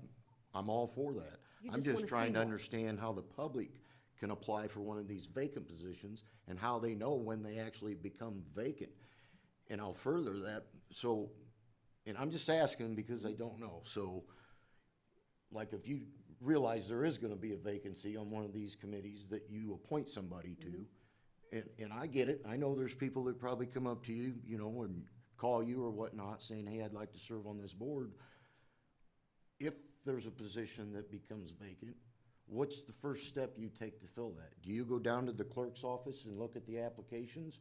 Or do you call somebody up that said they were interested? No, well, first of all, there wasn't any applications on where the opening was. Okay. For that position. I got with, it happened to be under Nick McQuett, the zoning board of appeal. So I got with him, asked him if, you know, this applicant was good, let's get with the city clerk. The city clerk said, yes, there is an opening, there is no other for that. I try to follow through. Okay. But I get what you guys are saying. You just want to see what's going on. Who's appointing, why, when are they? I when are thought they it up? was kind of similar to like the TIF applications that come to us a lot for these redevelopment agreements, and they fill out their applications. And then we get a chance to review those applications before we vote on it. And knowing that there's an application out there to fill out for these positions, I just assumed that everybody filled one of those out, but I guess after listening to what's being said tonight, that's not necessarily true. Councilman Hills, Mayor, if I may. To your point, I just jumped online here. I'm looking at our new website and looking at it while we have all of our meeting dates and, you know, when they meet and everything. There's always room for improvement. I'm gonna talk with Paige, don't shoot me, but we will look at this and try to put something on that a little bit better, work with the application process a little bit better. I can say, since I've been here in the city manager role, I think I've seen one application come through from a young lady who wanted to be on a committee that was full. They were actually reducing. I think it was economic development. I don't recall specifically. It was some time ago. We did reach out to her about some availability on other committees. She didn't seem to be interested at that point, but if that's what the council wishes, then we can start bringing those forward at some point in time, if that's where things go. But just kind of looking at it, I see room for an improvement, and we'll take a look at it. Okay. I know. That's why I said I was just a little set back, because this has never come questioned before. But there happens to be a lot of appointments here at this time. And I believe the young lady was Beautification John, and we did offer her a different one, and she wasn't I'm interested. old, my memory fails me. I know. You're not over 65 yet. Anyway, I hear your concerns. We'll try to do better. I don't even know where we are. Are we ready to vote on this? Chair would, or council, take your vote, please.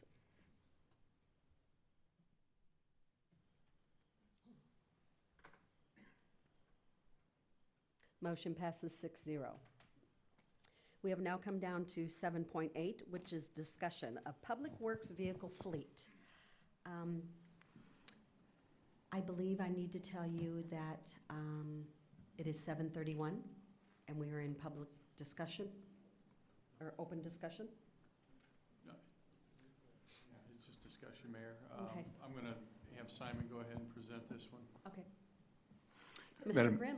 Madam Mayor, Council, I'll shorten this as best I can. So tonight I wanted to bring up, to get on your radar, two primary topics for the the public waste fleet. First is solid waste trucks, and then the second one is going to be street sweepers. I'll start off with the solid waste trucks. So we currently have 11 total vehicles in our fleet. 7 of those are their traditional rear load, and then 3 of those are the side loads, which the city entered into a lease in 2022 for those. And that lease is templated to go to 28 currently. The reason I want to focus on those real quick is a couple of things specific to the side loads. First, it's with a company called Battle. It is a drop frame model, which allows a cab over configuration.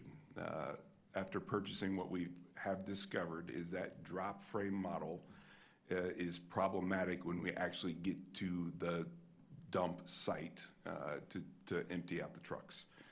The roads there are not in any form a good condition, many potholes, and we are routinely damaging air tanks and other low-hanging items off of the frame. Additionally, the company that produces that chassis, all their parts are proprietary, so we can't go to AutoZone to purchase brake shoes or any other kind of major components for it. We do have to go to Battle specifically to get those, and it has been a bit of a lead time to get any kind of support for those items. So what we've been in discussion with one of our vendors is the possibility of leasing 2 vehicles next year.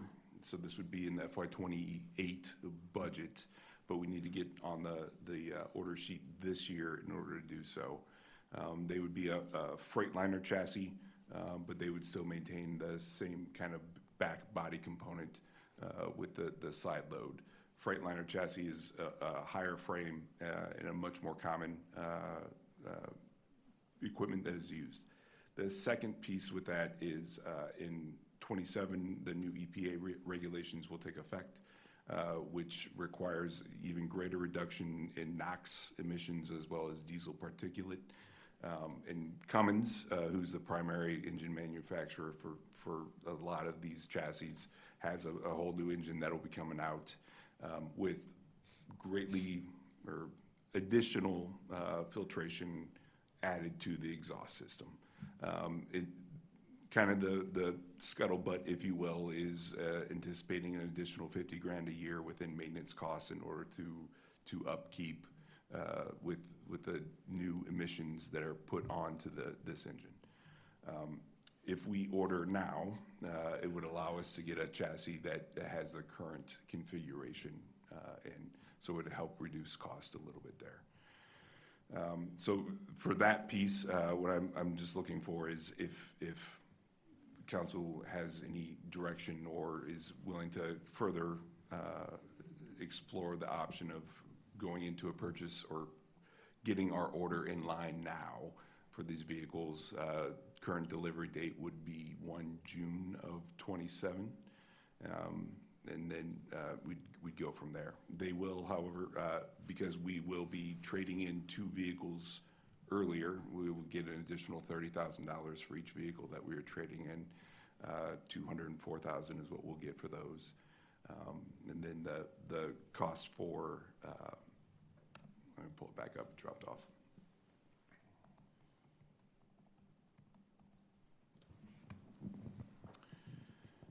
For the total, it'd be $750,000 with a five-year lease, so $128 a year would be the lease payment for those 2 vehicles.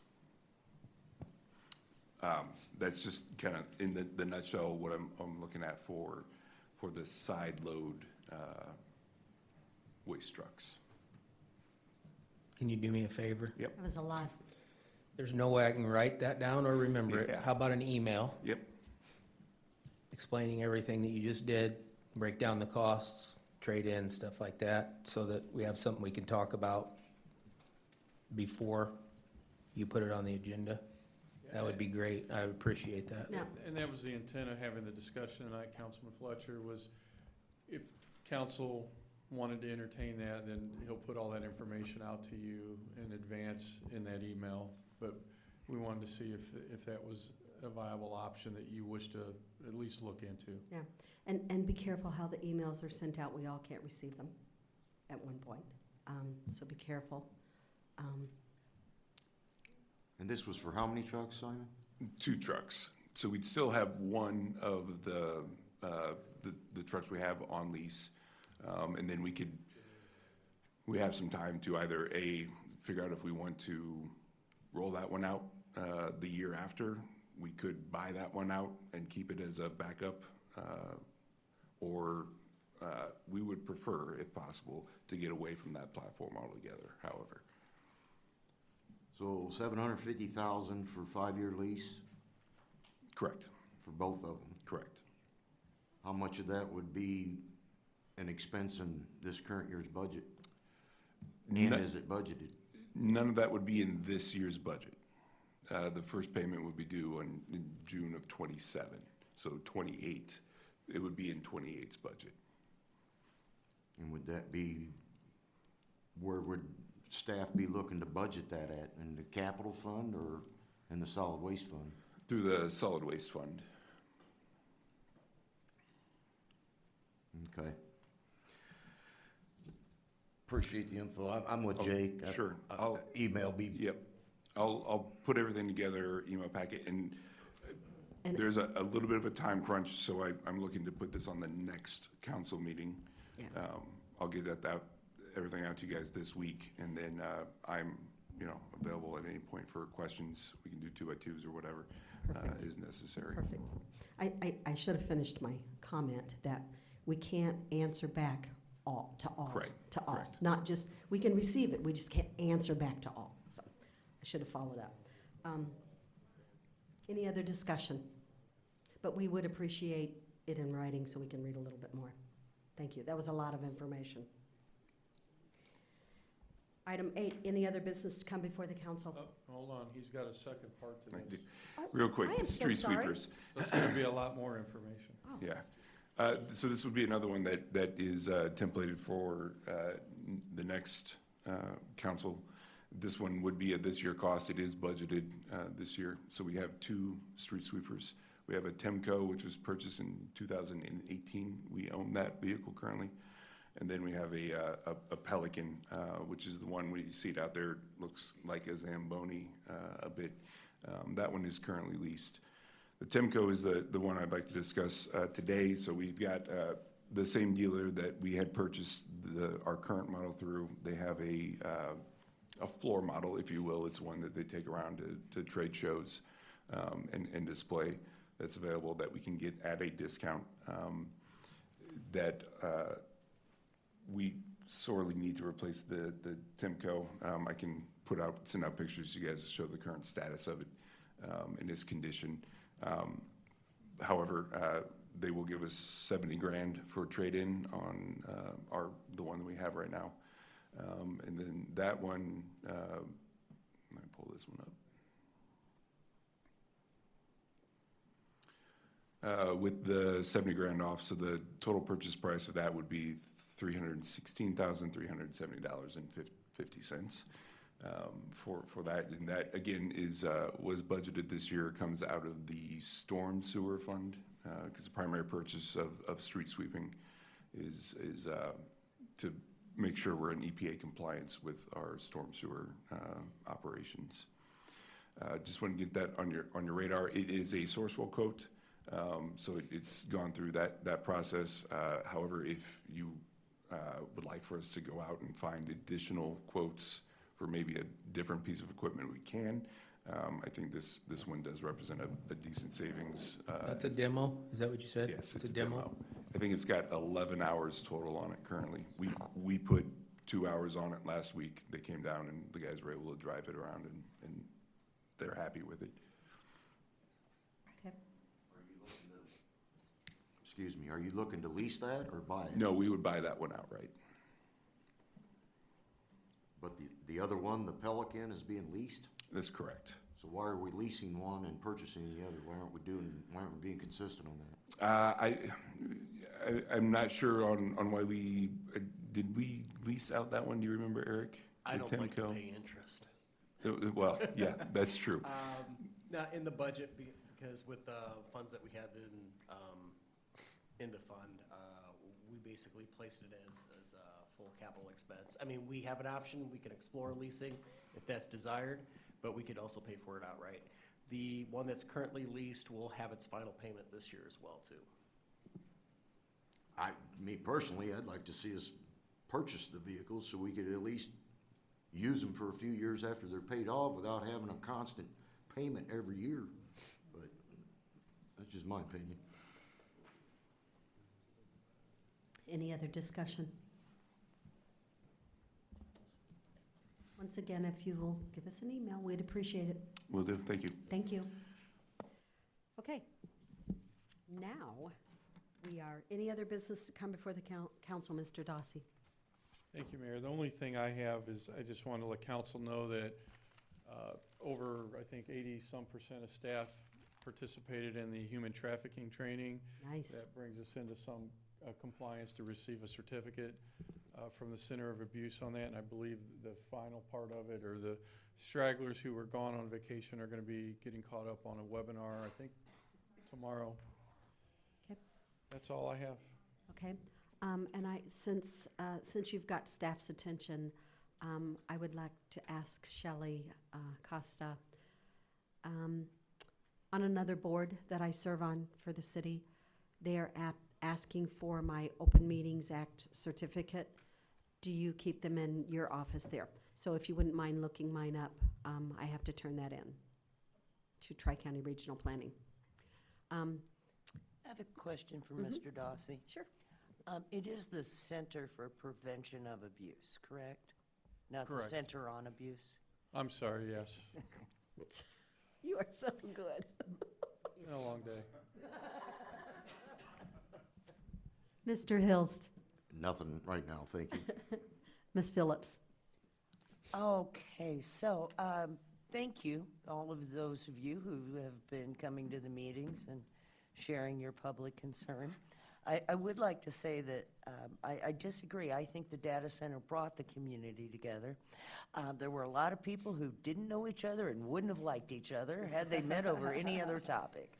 And so I think that we're relieved that the developers decided to pass on the option to buy it.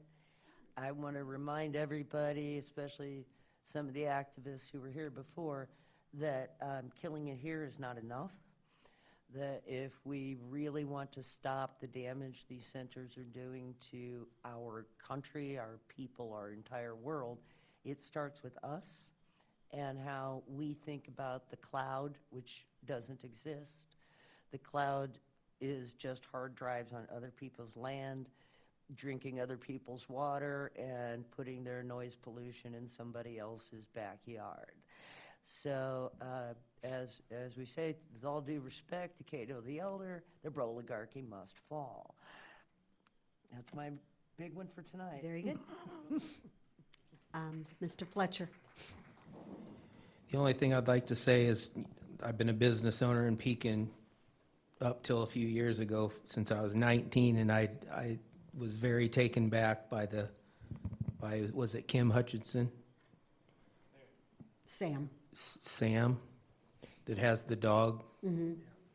That's very upsetting to me, and that's gonna get dealt with like priority number one. Because I can say that and I will say, I've had people contact me in the last 2 months with an issue, and as soon as I message Seth, it gets taken care of. Seth will figure out something for them. And he'll do extra patrols. He'll put somebody out there across the street in a car if it has to be done. But businesses in this town are very, very important, and whatever it takes to keep a business here is gonna get done. At least one person on this council, and I feel everybody feels this way. So I know she's left, but we'll follow up, all of us will follow up on that. Thank you. Mr. Abel? Nothing. Ms. Hoheimer? Okay, all I want to say is, when I became mayor, I said that I wanted to give different people on the council an opportunity to step up to the plate and be Mayor Pro Tem. This is my third pick. I hope everybody agrees with that it gives people a little bit of an opportunity. So I want to thank Ms. Phillips for stepping forward. So thank you. I deeply appreciate that. And as the boards, when I first became mayor too, like I said, all these boards were full. The city clerk at the time was Sue McMillan. She came to me and she said, you got a lot of appointments to make. I'm like, I don't even know who's on the board. So of course we looked over the names and this one's doing a great job. This one always shows up. And so that's kind of why we just left things status quo unless they were missing meetings, weren't doing a great job, creating issues, whatever there might be. I think that there was probably Liquor Commission was one of my toughest because it was 4 o'clock in the afternoon. And some people were on that for years. And they finally said, I think I've given enough time. I'm ready to move on. But it wasn't easy to replace those. So if anybody is interested, please get a hold of us. We appreciate that. Madam Mayor, may I follow up? Absolutely. I'd just like to point out that in the 90s, I got appointed to the Board of Library Directors, and I want to tell you how that happened back then. If you were noisy enough at the council meetings, the mayor went, "You look like you need something to do."